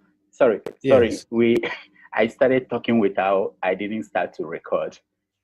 I didn't start. Okay, so let's go ahead and yeah. All I did. I'm just so sorry. I was so excited. Initially, when we started, I recorded, but I wanted to make sure that we are going. No, I'm so sorry. Okay, I'm recording now. I'm still recording. I'm recording now. Yeah. I'm recording now. So let me redo my introduction. Sorry about that. Okay. All right. Hello, welcome. My name is, I'm confused now. Hello, happy Democracy Day. My name is Rudolph Okonkwo. Nigerians are marking Democracy Day today, but the country itself is in a final crossroad. It is the poverty capital of the world and just landed on the number 15 of the list of failed countries across the globe. My guest today is the most admired Abuja politician from the eastern part of Nigeria. His admirers call him Ufonye Anasi Unabiago. He was elected deputy governor to Governor Ojuzo Kalu in 1999 and left in 2003. He was elected to the Senate in 2007 from the People's Democratic Party, the PDP. He represents Abia South Senatorial District in the Nigerian Senate. He's the minority leader in the Nigerian Senate. More than a dozen people insisted that I introduce him only this way, and I quote, "There are two senators representing Igbo people in the Nigerian Senate, Senator Enyinnea Abaribe and others. It is my honor to have as my special guest on this special day, Senator Abaribe." Senator, welcome to Iroko Post TV. Thank you very much, Rudolph. But Biko, let me say this. Two things. The first one about only 2 senators. It's not true. We have 14 senators. We lost one, and we're waiting for the elections to feel that people represent different constituencies and different. And the reason why people hear me more is by virtue of my position as a minority leader, and therefore I'm in the front line, and therefore that is what I'm expected to do. The second one is about happy democracy, and therefore some people have simply cashed in on people's struggles and people's efforts to bring democracy to Nigeria when they are actually totally undemocratic. And when you tell me happy democracy, I don't feel that today is something we should celebrate. This is a very solemn day that is being desecrated by those who have taken it over. Yeah, we'll get for propaganda purposes. We'll get to that, including the speech of the president this morning. But let me say this: in the little time that we have, I will try to squeeze in as many questions as possible. I called for questions from the social media, and people who follow me on social media, they sent in over 200. They range from Fulani herdsmen attack on communities in the south, the influx of northern youths to the south. There are questions about Biafra referendum and Nnamdi Kanu. Now, people are interested in knowing what you think about Igbo presidency, the state of Abia roads, and erosion in eastern Nigeria. But that's a performance of governors in the east, especially Abia State governor. There are questions about the federal government loans and projects distribution across Nigeria. And the Senate has a rubber stamp of the executive arm of government. So we will try to get to as many questions as possible. But the first question I want to ask you is what I think is the number one thing that worry people from your constituency. And it's about the attack of Fulani herdsmen across most of southern Nigeria and the influx of youth from the north to the south. Will you be able to say to people in your constituency that there is nothing to worry about? No, I would say that. In fact, there's a lot to worry about. And I can tell you that we had meetings upon meetings. We met as Ohaneze, we met the governors, we set up a security committee headed by, I think it was Admiral from Anambra, and with Onovo and others, and who were former military people, and they were supposed to bring a report to us. And then we had the second meeting, and it was during that meeting that, of course, we didn't understand each other very well. And then the governor said they needed to hear from the Inspector General of Police, and there was a meeting in Enugu. I wasn't in that meeting, unfortunately, because I was tied up in Abuja and I couldn't go. But what I heard was that, there were just some disparate things being said by our different groups. And right now, what we actually need is for everybody to come together and have one response. The Southwest had one response and set up a Moteku, and we were waiting for our governors to also do that. Because I tell you one thing, it's very easy for us to say, oh, okay, let everybody come together, let's do what we need to do in our areas. But the point is that some people have been elected and they have the instruments, office, Hage, to, pull everything together. And that is what we are waiting for. Governor Umahi has promised us as chairman that they are, something is in the works and that they will unveil it very soon. But then we continue to see this influx. And of course, in the midst of all the meetings we were holding and everything we were planning, the pandemic came and there was a lockdown. Now, we got a shock that during the lockdown, there was movement of all these people. Some people call them Almajiris, but Almajiris are below 10 years old.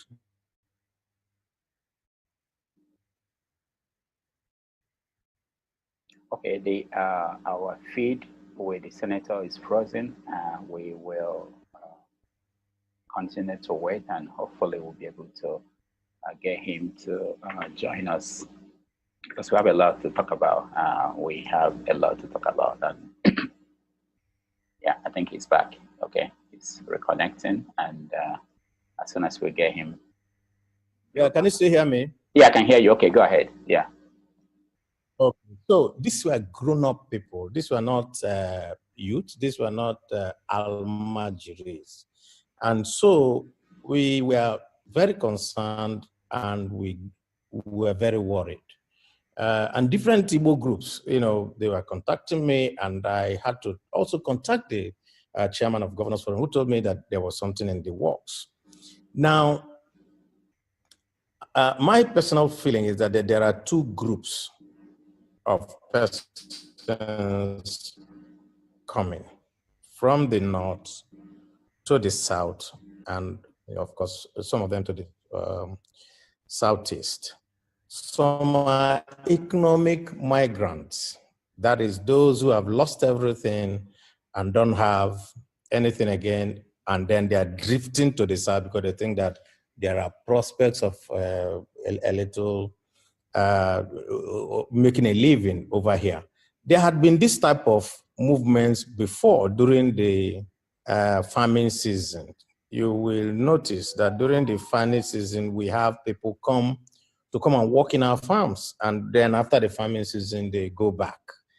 That group is there, but there are these other ones that we just see coming, who come to be Okada riders, gate men, shoe shiners, and all that. And that is that group that everybody is worried about, because some of them are coming from outside Nigeria.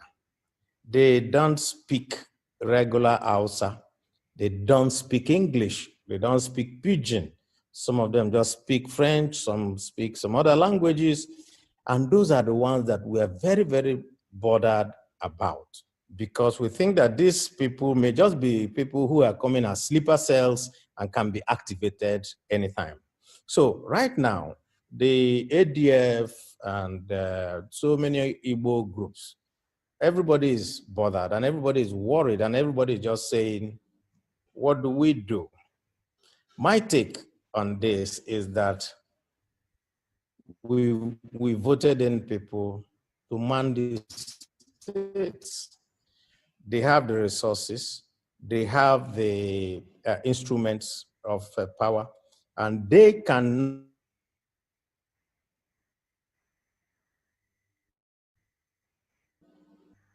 Once again, we have an internet problem, but we will wait.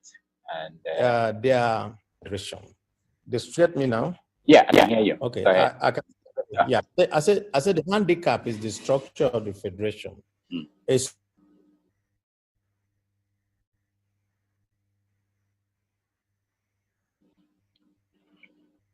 Okay. I don't know if you can hear me, but you are frozen again.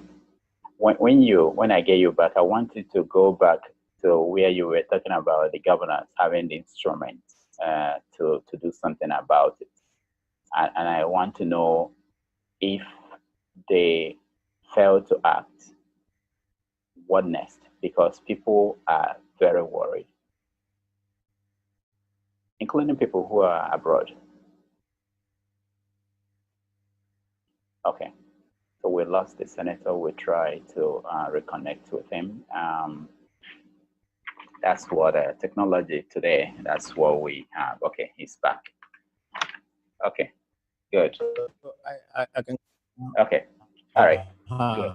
All right. So like I was saying, Well, what I was saying is that the structure of our police and our military formations and other paramilitary organizations is such that a governor of a state is incapable of giving direct orders to them without their referring back to their bosses in Abuja. And that now is why you find that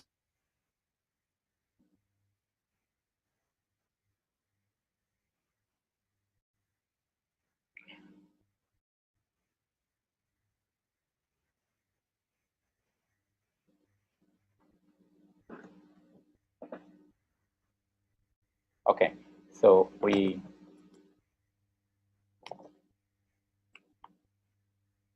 line keeps freezing. Okay, he's coming back.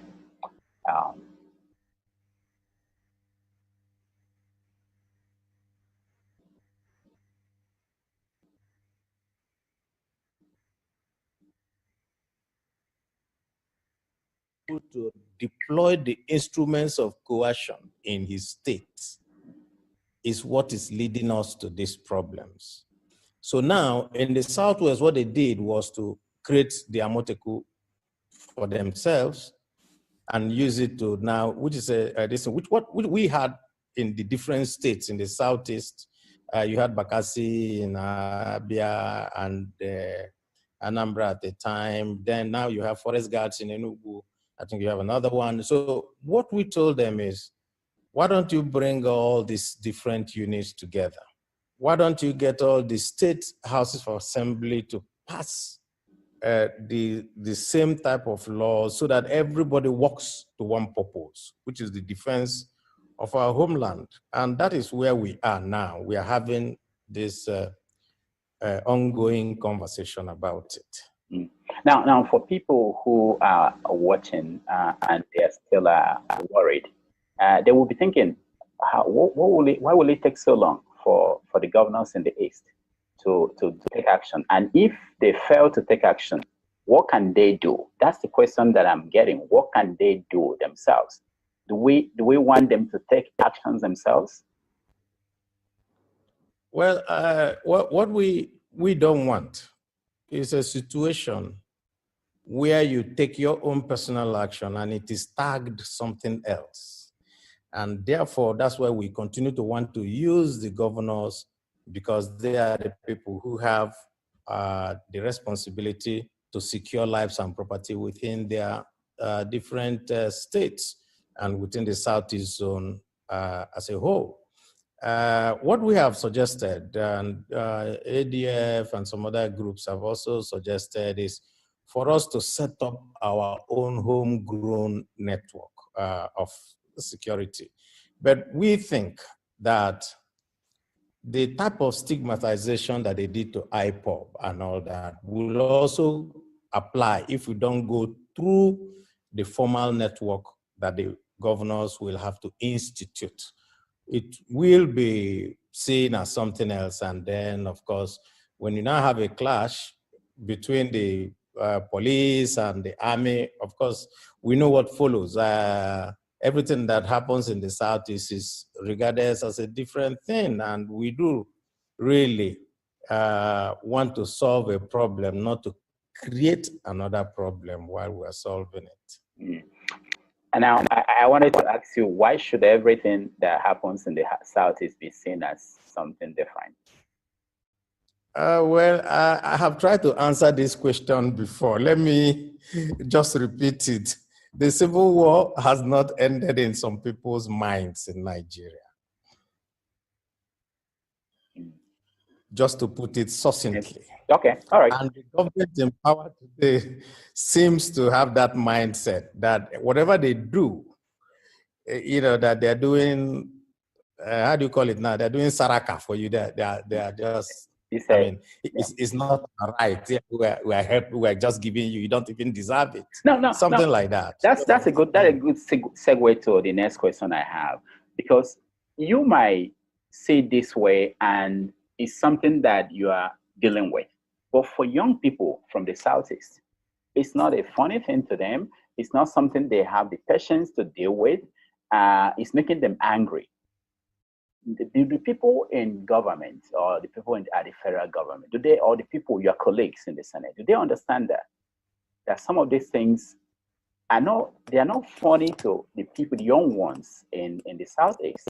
So like what you said now, the fact that the Yorubas could set up their own security network, and if the Igbo people do something, it might be read to be something else. There are so many instances we are going to get to that. But how do your colleagues in the Senate, how do they see their instances? For instance, let me give another example that I hope we are going to discuss in details. Something like when they announce that they are going to do some projects, borrow some money for some projects, and then young people in the East will see the list of projects, and they don't see anything in the Southeast. When they do that kind of presentation, are they not concerned that people will not feel happy about that?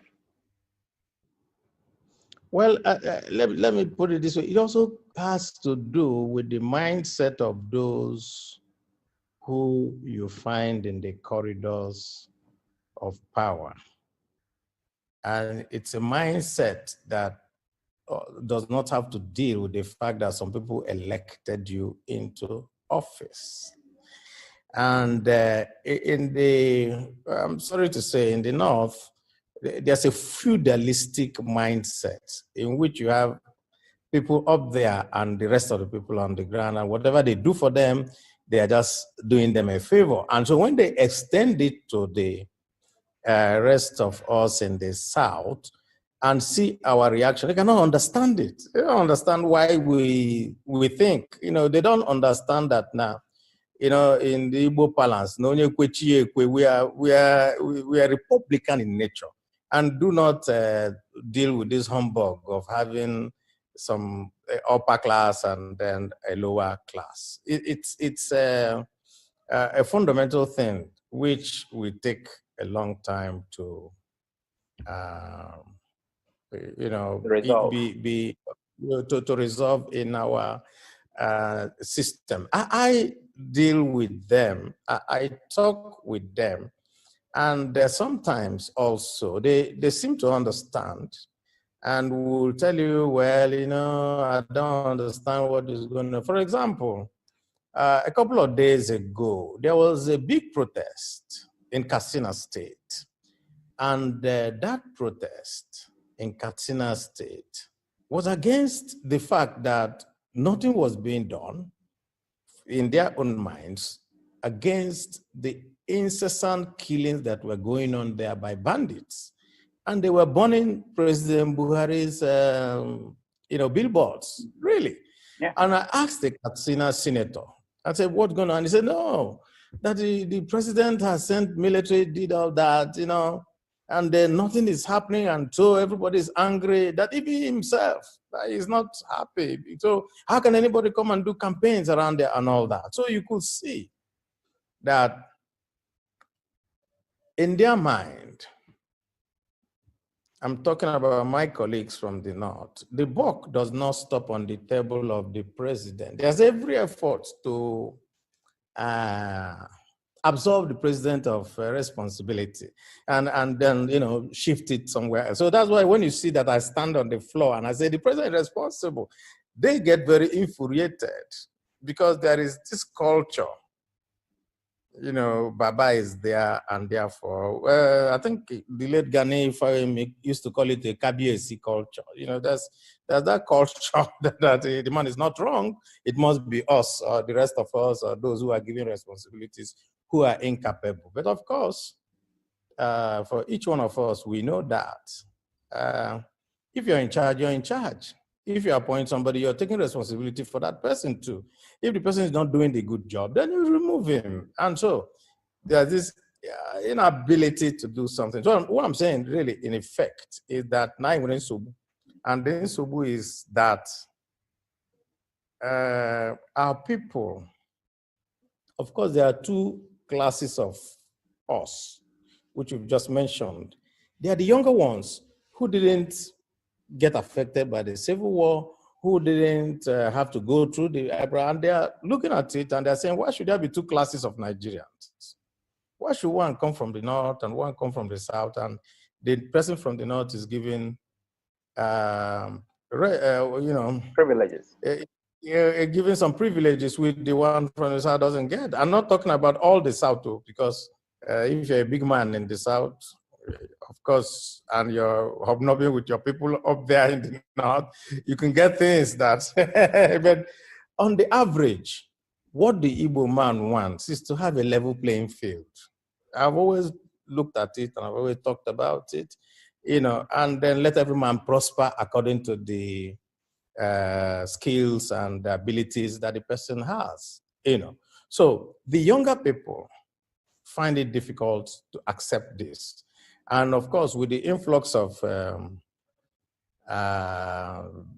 communication technology and the fact that you can, make your voice known on your own without having to go through some formal structures, it makes their being able to voice out their complaints so much easier. Now, before we leave this topic, let me ask you this. There are some people, young people, and even old people who look at what's going on, and now this way, the way you describe them, and look at the people they elected or were elected in the East to take care of these things, and they don't feel confident that they can handle it. And they are looking for avenues to do something. What will you say to them? If they come to you now and say, I want to do something, what can I do to help? What can they do? I'll tell them to get involved in the political process. The other process of doing, armed struggle and all that is no longer in vogue.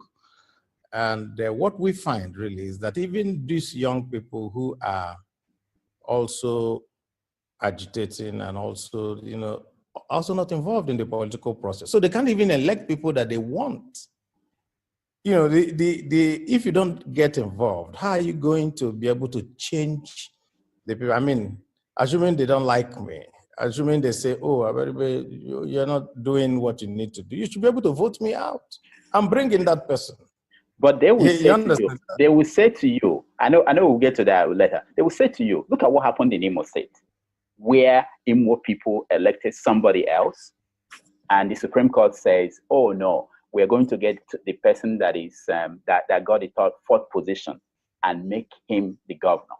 What would that do to give them confidence that if they get involved in the political process, that their mandate will be respected?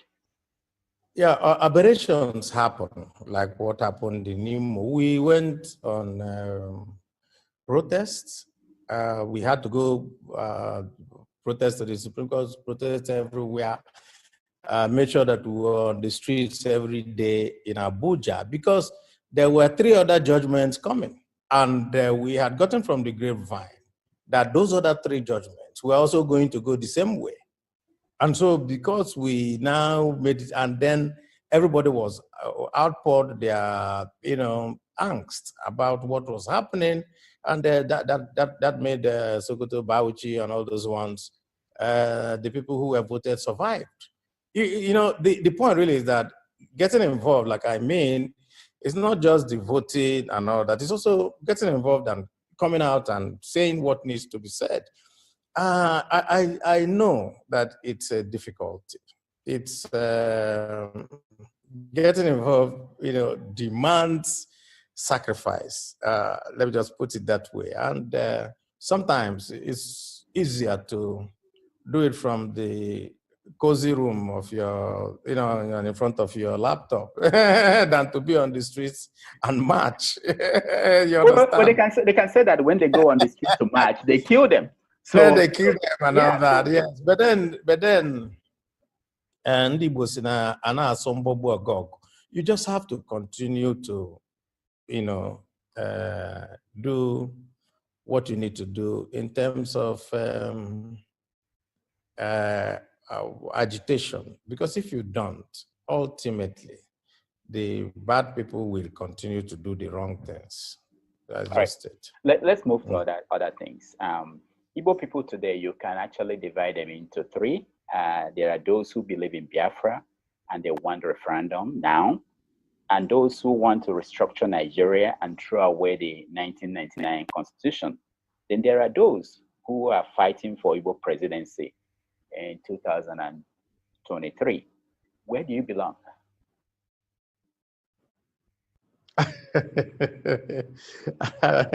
I belong to all three. let me put it this way. First, Igbo presidency. I can say clearly that a political party nominates a candidate. And so when you need to get the type of person you want, you need to work within that political party. That is one. So if you're not a member of a political party and you're not an executive, you're not part of the party, you're not part of anything that is happening within the party, you can't sit down and expect that they're going to, you understand, on the basis of morality. Of course, there are some people who have made this argument on the Igbo presidency, say, oh, that when Abiola died, oh, that at the end of the day, that they gave it to Obasanjo and Falaye and all, therefore we need to, but you know, the situations are different. What happened during that time was that even the economic capital of Nigeria, which was Lagos, was strangulated, and it was obvious to everybody that they needed to do something, and the people never relented. In their press, in everything, they continue to show that we don't even have the power of the press like they had. And so, assuming that political parties will willy-nilly give it to you just because you're shouting doesn't work that way. And so, as much as I've sat down with Law Mefor and all those people who are talking about Igbo president, I've told them one thing. I would like to be president. You understand?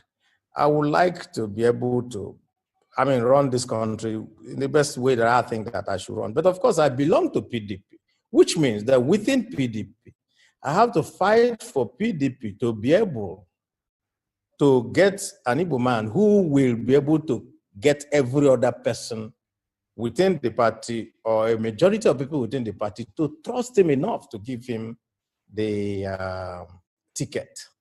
Because when we do everything, at the end of the day, you need to be able to win the different constituencies that will give you that. If you remember, in the United States, they were doing something, and it was Bernie Sanders all the way, until somehow they just turned around and, oh, now it is Biden, and it's coming in there. So somebody needs to be able to be within the area and fight for that. You know, so that's about Igbo prayer. About those who talk about Biafra, who talk about referendum. Let me start with referendum. Unfortunately, we run a 1999 constitution which has been amended severally that does not have a referendum provision, which means that if you need a referendum, you have to go outside of that constitution, which is why some people are now talking about jettisoning the 1999 constitution. But for you to jettison the 1999 constitution, what it also means is that you will have to have a meeting of all the different groups in Nigeria agreeing that they're going to put or set that aside and then do some kind of constitutional conference and all that, which when you are within a milieu that we have now, where some people are already in office and they're going ahead, they're going to ignore it and say it's not within the constitution. You understand? And of course, there are some people who now want outrightly let us go. I think the last time we were in Lagos at the 50th anniversary of the Civil War, I think Onyeka Owenu put it very succinctly. She said that day, if they don't want us, let them leave us to go, you know. But of course, you know that this is a country And, you know, there has to be a critical thing that happens to be able to force that type of accommodation. That is for people to say, okay, go your way and all that. Another problem we're having within the Biafra movement is also the fact that, of course, there are different groups. I just read the other day when I think it was Wazirike that said he's collapsing his own now, and then they are recognizing, of course, between Wazirike and Uche Mado, we didn't even know who is in charge in the Masop business. And of course, Uche Mado was already working with Nnamdi Kanu. And so everybody need to come together. And of course, the LNC is on the other side, saying, no, let us dissolve this whole thing and have 5 regions coming out of Nigeria and so on and so forth. So with different disparate, I would say, feelings or disparate groups or going their different ways, all they do is to dissipate energy, because there has to be focused energy for us to get to a particular position. I think, and I made this point in Mississippi, that I think that while looking for getting out of Nigeria, we should also, at this time, use the resources that we have to be able to make our homeland a better place for us. Because if we are not doing anything with the resources we already have, what is the guarantee that going into a Biafra will give us a better frame of mind to be able to? Well, this is what the people, young people listening to you would say. They will say, okay, use our resources well. But you also said before that the structure of the country is not making it possible for governors, for instance, to do the things they needed to do. You also know that we have imposition of governors sometimes in the eastern part of the country. And when you have people imposed from Abuja, it's difficult for local people to actually force them to do some of the things that are needed. So how do you navigate that? How do you say to the young people, we need to find a way to use the resources we have and do what we can do at this point when they know these obstacles? Yeah, when I, just a minute, just give me a minute. Okay, Let me get some people who just came into the house. Okay, all right.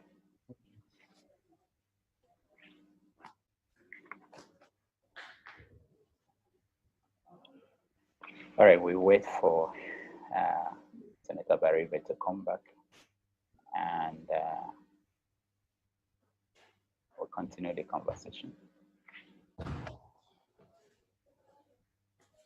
Okay, so I'm back. Okay, good. Well, let me put it this way. When I said that the structure of the country makes it a little difficult for you, I wasn't talking about the economic resources that are available to I'm talking about the instruments of coercion, police, and all that things. Now, if you talk about the economic resources of a state, I believe that if well managed, it will much better things will be done. I'm telling you, and that's a fact. Every month, every state goes to Abuja. I don't agree with that. I think it's wrong for them to actually every time go to Abuja to share money. I think a federation should be run in such a way that you keep your resources.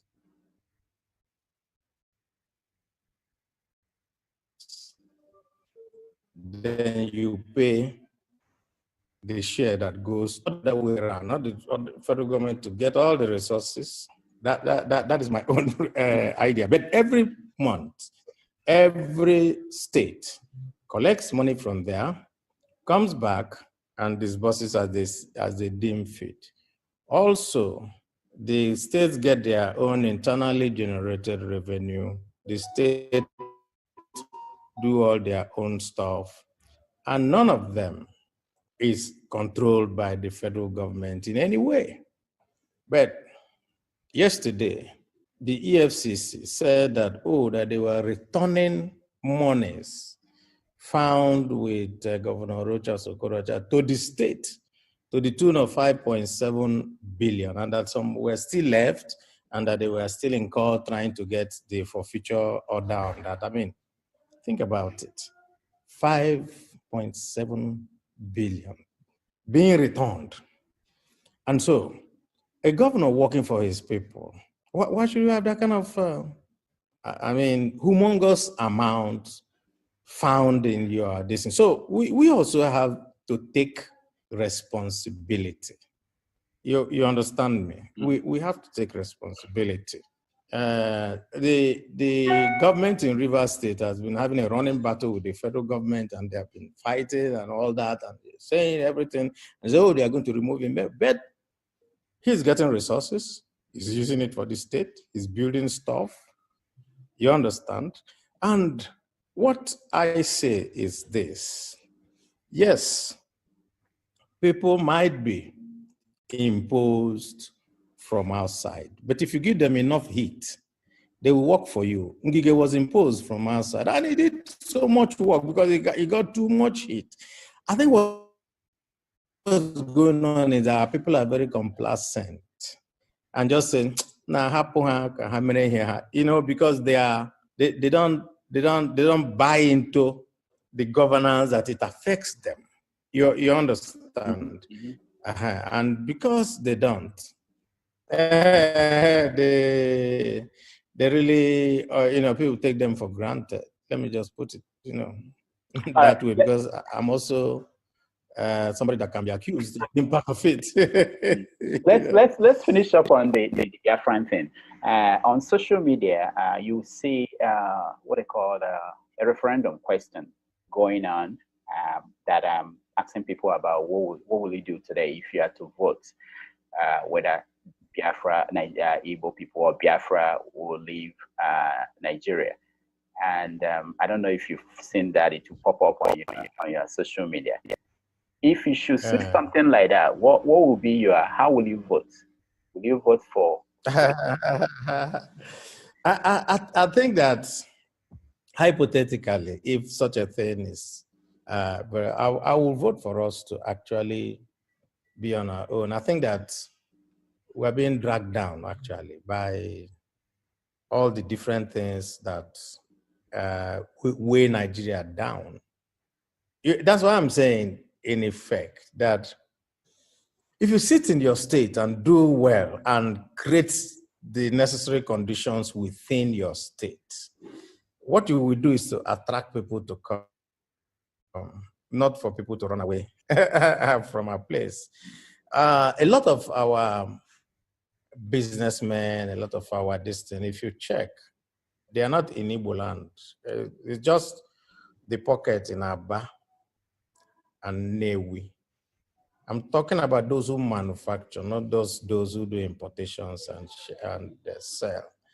And the reason is simple, that the conditions are not created that make it very easy for our businessmen to thrive inside the Igbo homeland. And therefore, they find it easier to invest outside of Igbo land. Now, that is just a fact.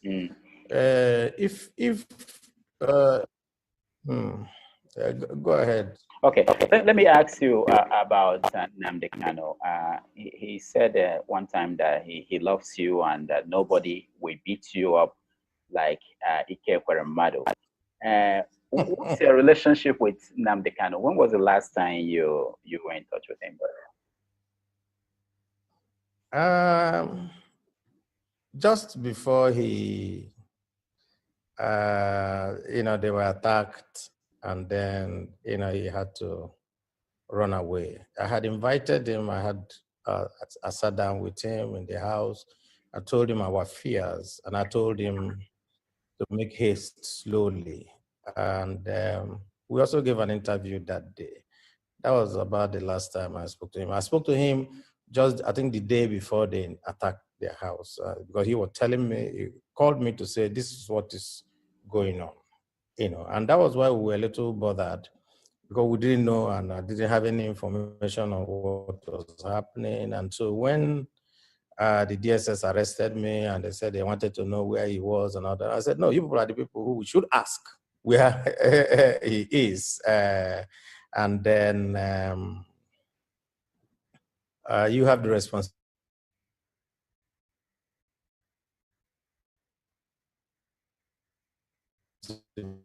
because you were the people that saw him last.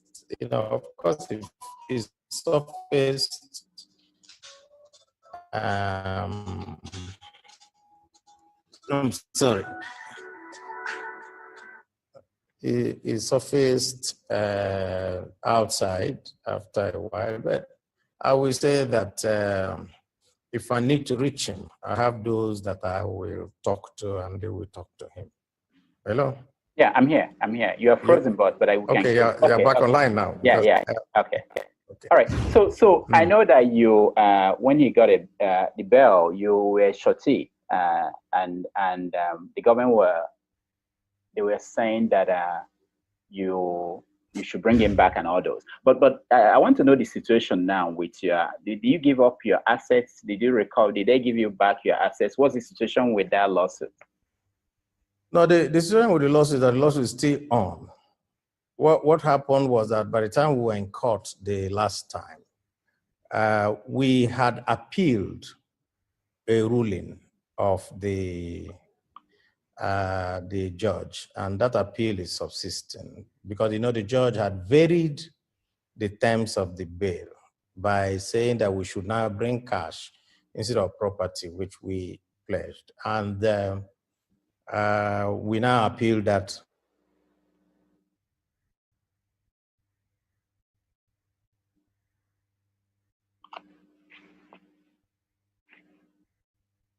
Okay, once again, we're frozen, and we'll wait for the internet to help us. This is part of Nigeria's Democracy Day, while the president made a speech about how good things are. You can see that we're having basic problems connecting. Not that it doesn't happen in other parts of the world, but the frequency that we see things like this in Nigeria makes you wonder where the accomplishments and achievements that we hear about, if basic technology is difficult still for us. All right, it's been interesting conversation with Senator Abaribe. We will come back with more questions and more answers from him. Thank you so much for watching this part 1.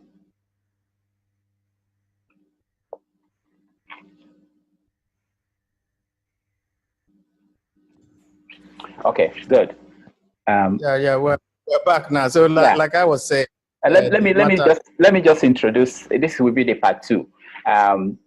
Okay, welcome back. This is our part 2 of our conversation with Senator Abaribe, who represents Abia South in the Senate. He's also the leader of minority leader of the Senate. Okay, Senator, welcome back. Thank you.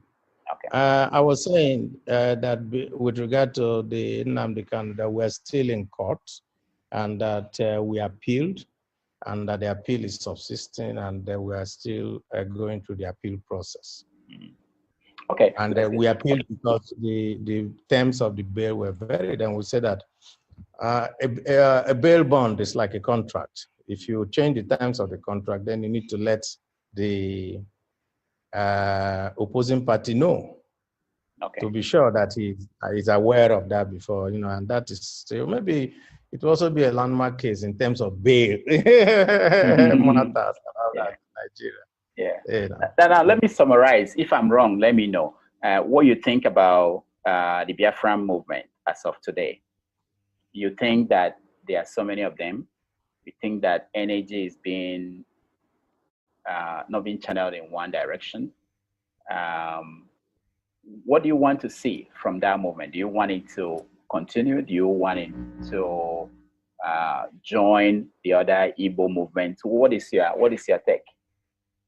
Well, what I think is that there should be a meeting of minds between them, because we have,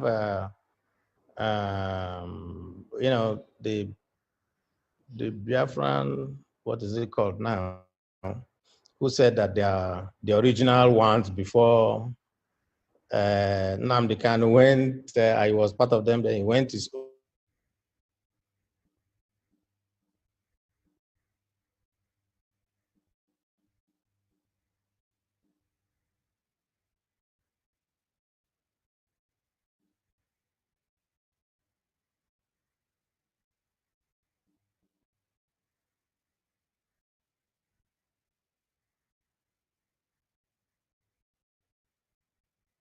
Okay, go ahead. Sorry about that. Yeah.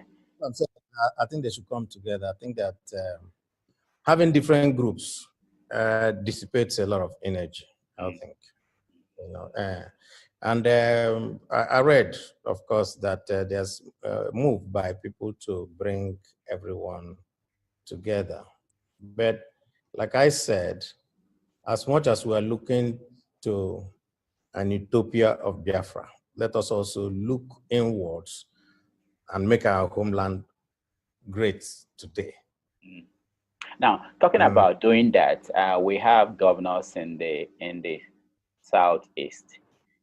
People say that you are very good at talking about the plight of Igbo people in the hands of the federal government, but it seems like you are silent on the plight of Igbo people in the hands of Igbo governors.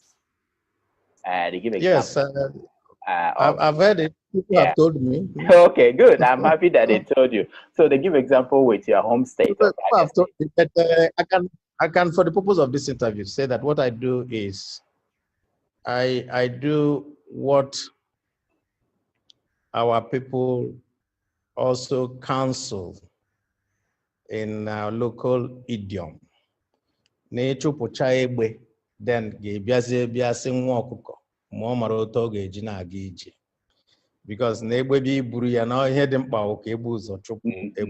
have an existential problem coming from the federal government, giving us so much problem. And I think that if you're firing that side and then you're also firing locally and all that, you just waste so much bullets.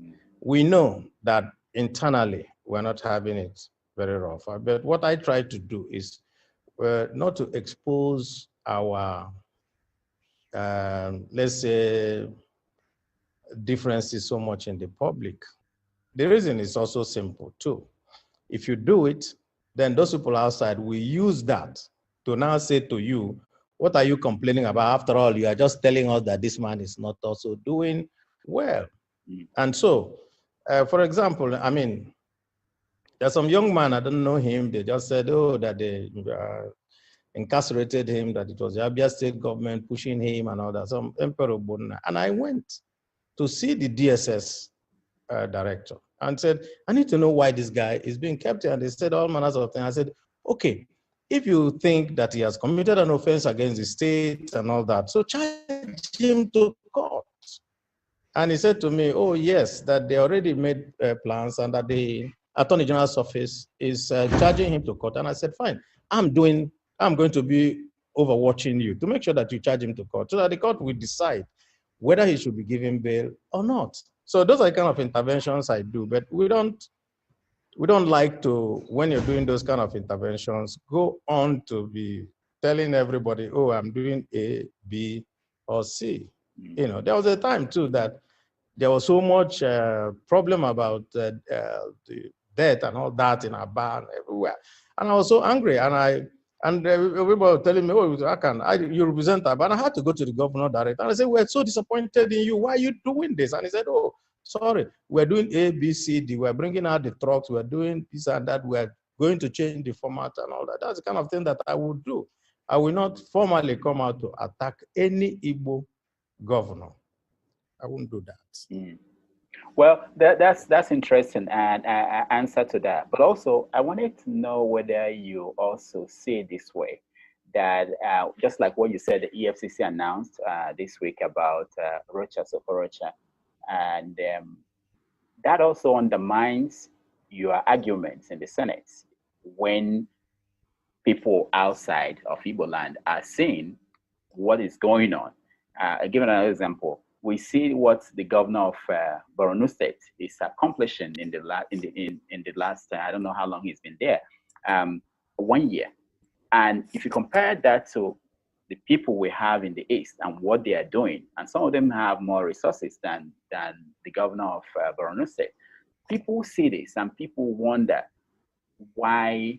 What are we going to do if you cannot publicly, for good reasons and the reasons you marshaled out, do something about it?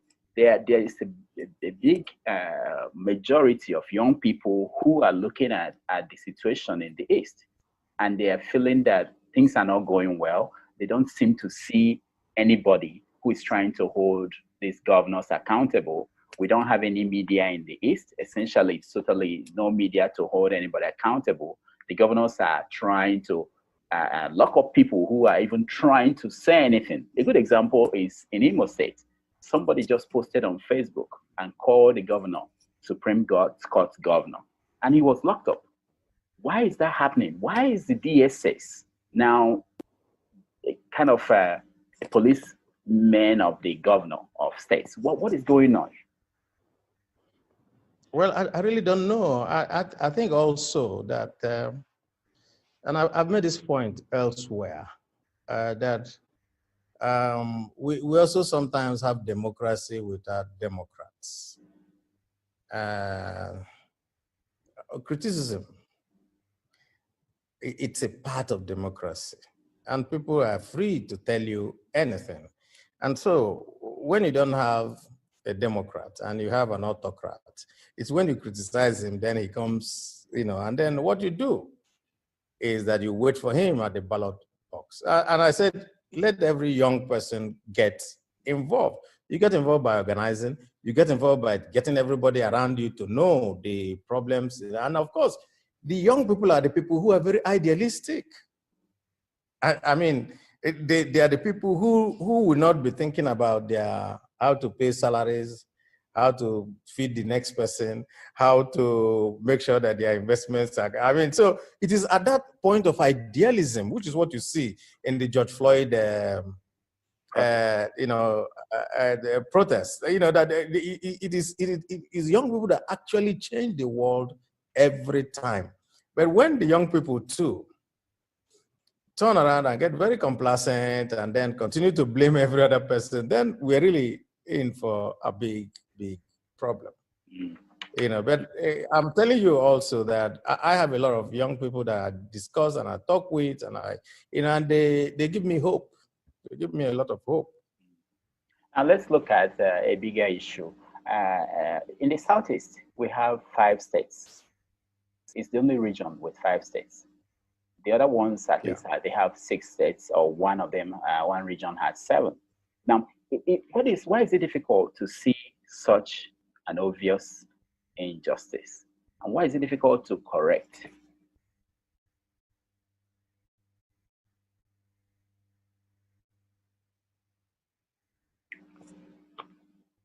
All right, his connection is frozen. I will wait for him to come back on.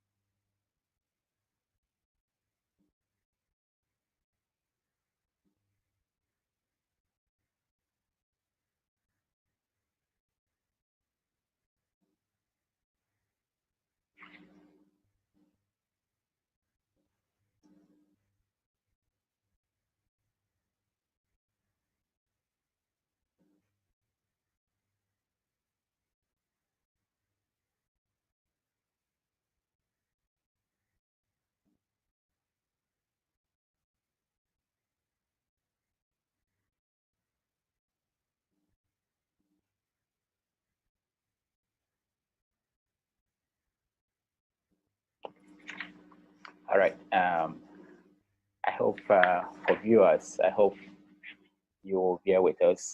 The connection is in and out, but we will continue as long as he can stay with us. Okay, good.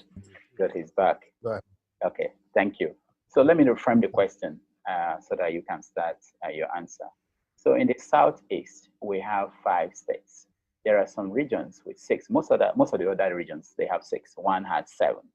Now, to people looking at this, it's an obvious unjust situation. And the question is, why is it difficult to correct? Because it explains the answer you give the viewers. We explain other minor things that are not just, that are clear to people looking at Nigeria that this is not just. If something like this that is big, that everybody can see, is difficult to correct, maybe they will, if the answer you give may help them to understand why the small ones are not being correct. Well, let me put it this way. The state creation that we saw were not done out of the fact of there was a referendum and people agreed on where to go. They were created purely out of military fiat. And so the people who were in charge as military people decided to subdivide as they deemed fit. And some were even done with regard to those who had wives and said, okay, let me create one for my wife, and so on and so forth. Those were the kind of things that happened. So there was an attempt in creating states, if you remember, or recreating and putting another one in the Southeast. And for every time that we go for, the conference meetings, constitutional conference and everything, this has always come as, number one. But you find that in the 1999 Constitution, which is, of course, the ground norm which we are using today, the question of creation of states was put in Section 8 and Section 9. And then, of course, there were a lot of hurdles that were put there so that it's not just so easy to wake up and create a state. And I think it's the hurdles that are put in Section 8 and Section 9 that is really the problem with creating states.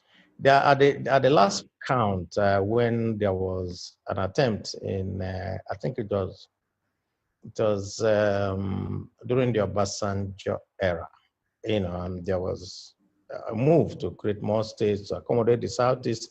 There were 45 other demands.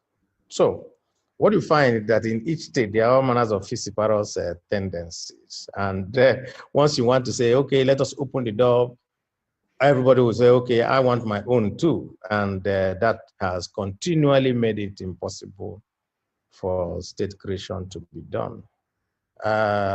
We were Eastern region. We eventually, as Eastern region, ended up having 5 states from the East and 5 other states from the other part of the Eastern region. The 6th one that was joined was Edo, which came from Edo.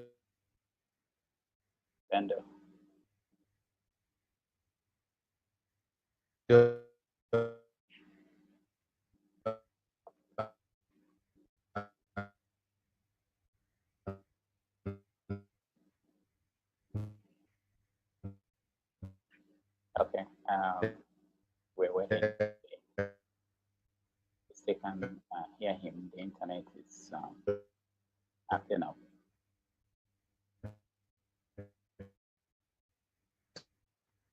Which came from, this agreed to take the Midwest and create it out of the, I think it was Western Nigeria and all that at that time. So, long story short, you can't create state today just for one area. Every other person will have to agree.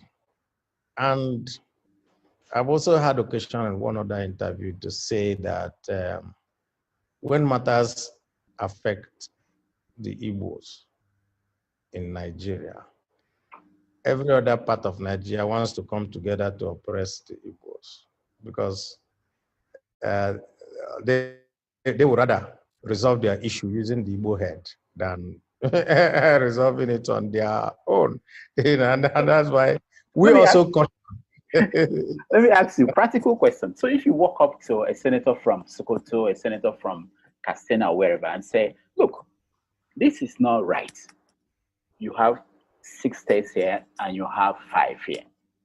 Why can't we all agree to balance it? What would they say to you? Is it the same thing they said before, that they are doing you a favor, or what would they say? Well, if you go to them, the man from Niger State will tell you that he's from Bogo and that he actually wants a state of his own, that he's being oppressed by the other man. You know? Yeah, but within the geographical, the geopolitical setting, he had 6 states. You know, within his own geographical, geopolitical setting, he has 6. So why isn't that clear? And that's what I'm telling you. Yes. The history of Nigeria also, and our political development also, it's a factor. It's easier for people who speak Hausa to communicate with each other. If you notice, every one of them is able to speak one language. We are not able to in the South. And so they can understand each other better than us. You follow? And that also gives the reason why it's easier for them to reach a consensus than for us to reach a consensus. You understand? Yeah. If I want to reach a consensus with somebody who is from Buguma and all that, and you tell him that he's actually your brother, that people from Amiibo and all that went down that side, and you know, and all that, and you trace the history from the 1800s, 1700s, they will want to skin you, burn you alive, and say we have nothing to do with you. Of course, we know why. We know that it is still the lingering effects of the Civil War, where it was easier for somebody to say he is not Igbo and therefore will get benefits than any other. Now, some of the questions I got around this issue, people pointed several instances where they feel that the people in the East are not getting a fair deal in Nigeria. They talk about things like political appointments, things like getting admission into universities. And the question one person asks is this: is there anything that could be going on that would be so unjust and so bad that all the Eastern members of the National Assembly will walk out and say, no, we are not going to be part of this. We're not going to come back until something changes? Or let's say something that is of importance to senators and members of the House from the south, the whole of the southern part of the country. Is there anything that could make them to say, no, what, we're going to walk out, and until something changes, we're not going to let this continue? Well, we really don't want to force issues to that nature. And let me tell you why we don't.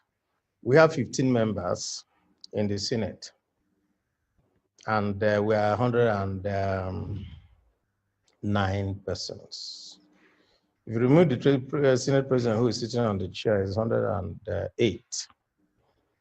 And what we need is 2/3 to pass anything.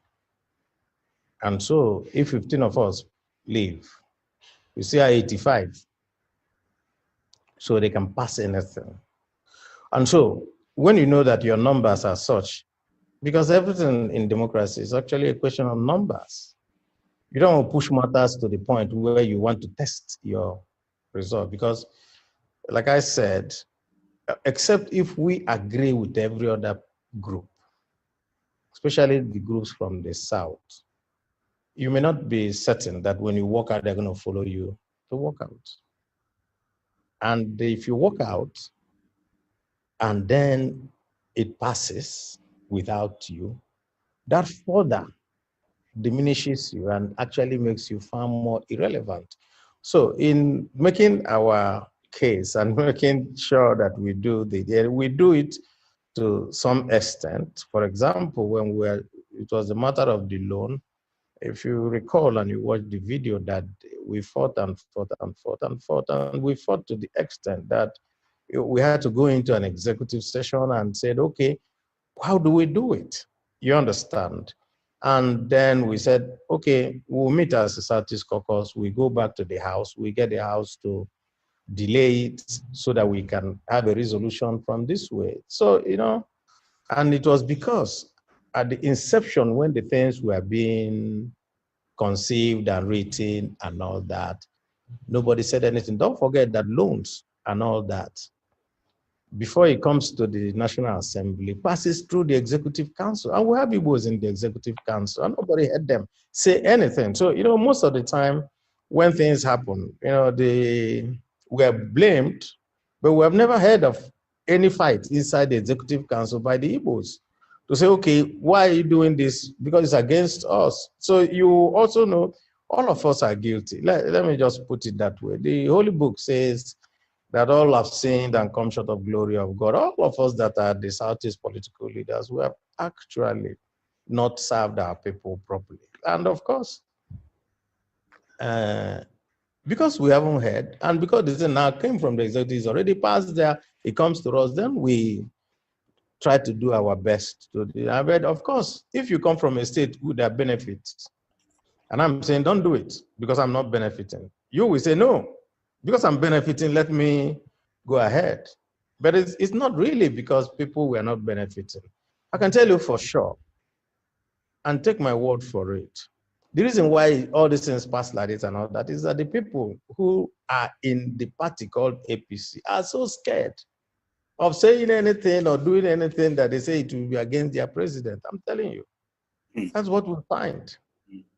Now let me ask you, it's connected to what you're saying. What's the relationship between people who are in the National Assembly from the Southeast with people who are in the executive from the Southeast? Do you guys meet and talk? Is there any kind of coordination? Unfortunately, few and far between us. It's one of my biggest regrets that we don't come together to meet and to agree on things. And the reason is simple too. Most of the members from the Southeast are from a different political party. Most of the members in the executive are from a different political party. And so they see us not as, you know, brothers and sisters. And so you call them for a meeting, sometimes they don't come, sometimes they find one reason or the other because they're also scared. There's a culture of fear inside this party called APC. We're not discussing APC, but I can tell you there's a culture of fear. Oh no, you don't want to be seen as going against the party and their whatever their I got that. supreme leader said. You know, I'm using that in inverted comma. Good, I got that. The question of supreme leader and matters of that. You know. Now, thinking along that line, this lack of coordination and the culture of fear. When you see someone like former Governor Joseph Harlow, when he came out from prison, we saw pictures of the executive and members of the Senate going to see him. I don't know if you went to see him, but what do you think about that? Because to people who are watching from outside, they see someone who went to prison accused of stealing money from the state and then freed on technicalities, because it's not like the court was able to say he wasn't guilty, you know.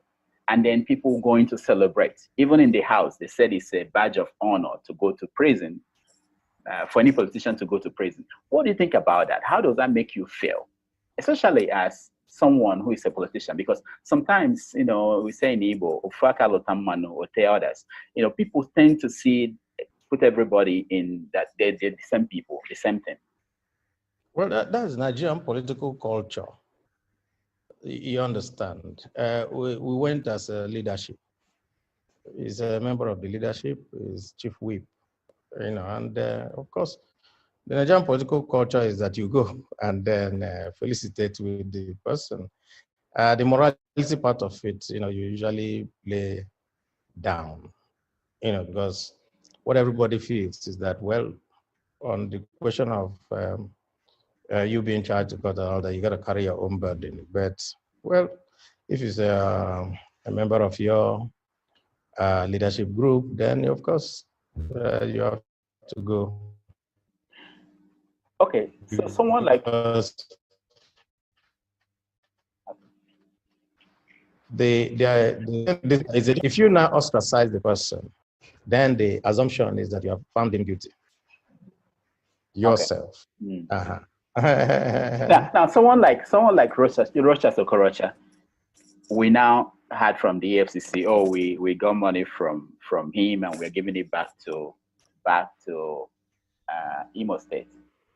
Is it okay for the Senate to still consider him an honorable member of the Senate and accept him as one of their own?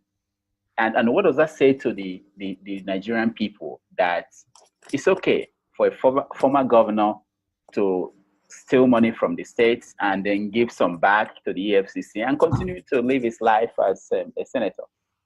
I think it comes back to the same thing that I said earlier, that it comes to each and every one of us making a value judgment, not the court making a judgment.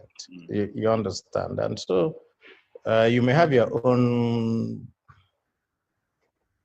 private feelings, but globally, if he's in the Senate and he's a senator, and the assumption is that people voted him in to bring him in there.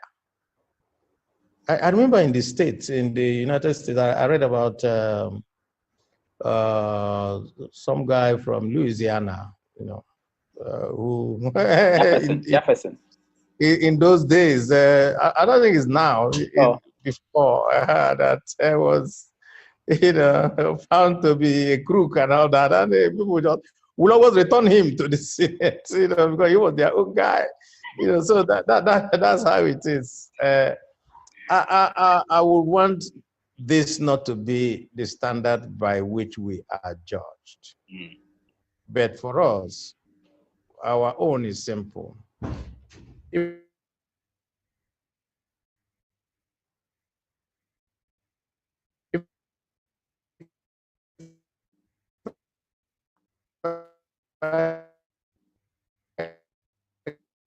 Okay, the line is frozen. If you can hear me, we'll wait for it to come to the Senate. It is the people from that.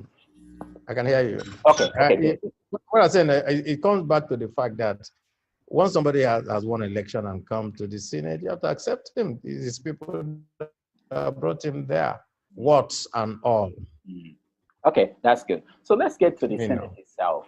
People are saying that it's very expensive to run the National Assembly. And that is very expensive to run the National Assembly the way it's structured now. Some are saying that it should be scrapped and or that you guys should be part-timers. What is your take on that? And why do we need 37 billion naira to renovate the National Assembly complex? I know where you're going. I think the Senate spokesman had dealt, so was spokesman of the Senate. I had to deal with this issue. And the question or the whatever happens, whatever somebody is saying now, is also the same. Just a minute, please. Okay. Laura, can you tell them to have some little patience? There are some people waiting for me. So okay, no, I'll round up. I'll round up, I know. So this is how I dealt with it then. The budget of the National Assembly has never been above 3% of the national budget. 3%. Never. When Emir Sanusi was a central bank governor, the central bank governor, he used the National Assembly as a backdrop to do all the things he was doing, and made a very spurious claim that the National Assembly was taking 25% of the national budget. And when we challenged him, he said, oh, that he got it from the National Bureau of Statistics. And we said, okay, where? And he went ahead and just started talking nonsense. At that time, the budget of the central bank, which he was implementing, was 320 billion. And the budget of the National Assembly was 128 billion. So you could see that personally, he had far more money than the total National Assembly together. Now, this 128 billion and about, which is our own budget, is for an arm of government. An arm of government. The other arm of government was 112 billion. We're almost at par. That is the judiciary. Then you have the executive with the humongous money of trillions. And at every point that somebody wants to make a statement, they go back and say, oh, National Assembly, as if you remove the National Assembly it means anything. And I'm telling you that the budget that the central bank governor coordinates is bigger than the budget for the whole National Assembly. And National Assembly is the House of Rep, Senate, which other one now? There are just too many things, and of course, the National Assembly Service Commission. So the fact is, cost of governance is high. We agree. What are the components of that cost of governance? That is what you're going to look at. Does a governor need 20 vehicles to move on the streets? Does the president need 50 vehicles long convoy? Does a director in does a minister need a convoy? Vehicle plus this plus outrider plus A, B, and C. Do we really need all this? Does a governor need 100 aides? Does the president need 1,000 aides? So these are the things that actually make up the cost of governance. And if you want to cut waste, it's so easy. You stop the hedonistic lifestyle, and it's been done. Peter Obi did it. And if you hear from him and read the story, then you will know what goes on. Where I live here. I live alone. I don't get the government to pay for my anything. I don't have troops outside waiting and trying to take care of me. I don't have all that. So it is.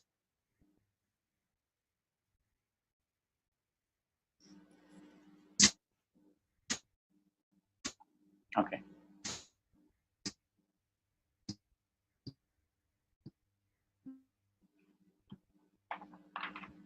You're frozen. Just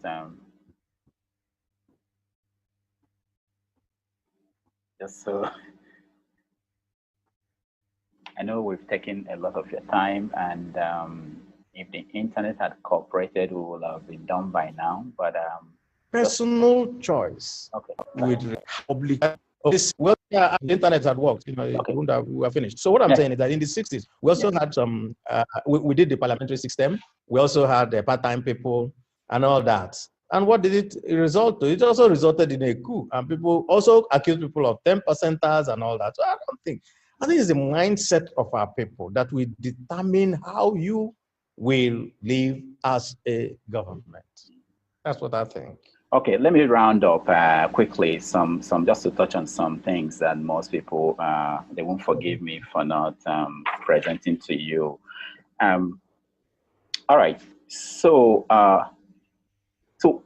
when you see something like loans that the government is getting, and you touched on it in that it started from the executive before getting to the Senate and the House, and probably by the time it gets there, you don't have the numbers, you don't have the votes to be able to stop that.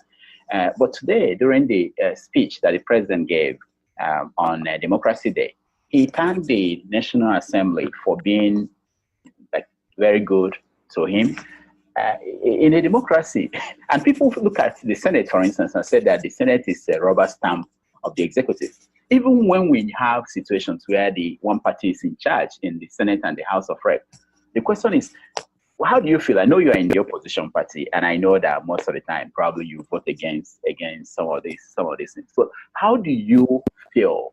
Do you feel that you are accomplishing anything? Do you feel like you are accomplishing anything in the Senate, or do you feel frustrated? Well, let me put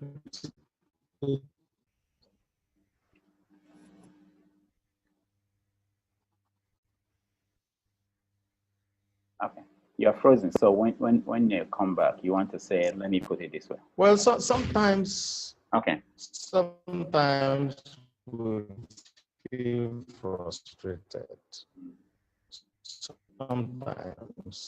Sometimes. Well, I can hear you very well now. Okay. Okay, in 30 minutes time. Can we? Yeah, we'll be done. We'll be done. Yeah, we'll be done. What I'm saying is that sometimes we are frustrated. Of course, we can be. But you can be frustrated, but it's a democracy. Anything that passes in the House is passed. There's nothing else you can do about that. And we can justify anything, but I can tell you that we do our own job and other people do theirs. That's just the thing. Yeah, sometimes I feel personally frustrated, but I mean, the reason of being a democracy, and that's what a lot of people don't get, is that you can have your say, but when the voting is done and people have their way, then you have to live with the consequences of what has done and also accept it as part of your own decision. The real problem has always been that we don't want to take, responsibility for what we agree on. That is just it. Now, people. Yeah, I have my guess here, and I have to really. Okay, I know. One more question. One more question, and we go. People want to know.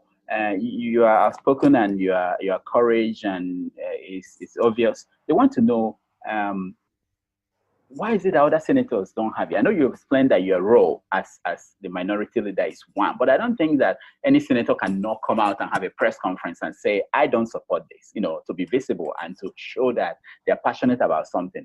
I want to ask you, why is that? And then have you paid any price for the positions you are taking?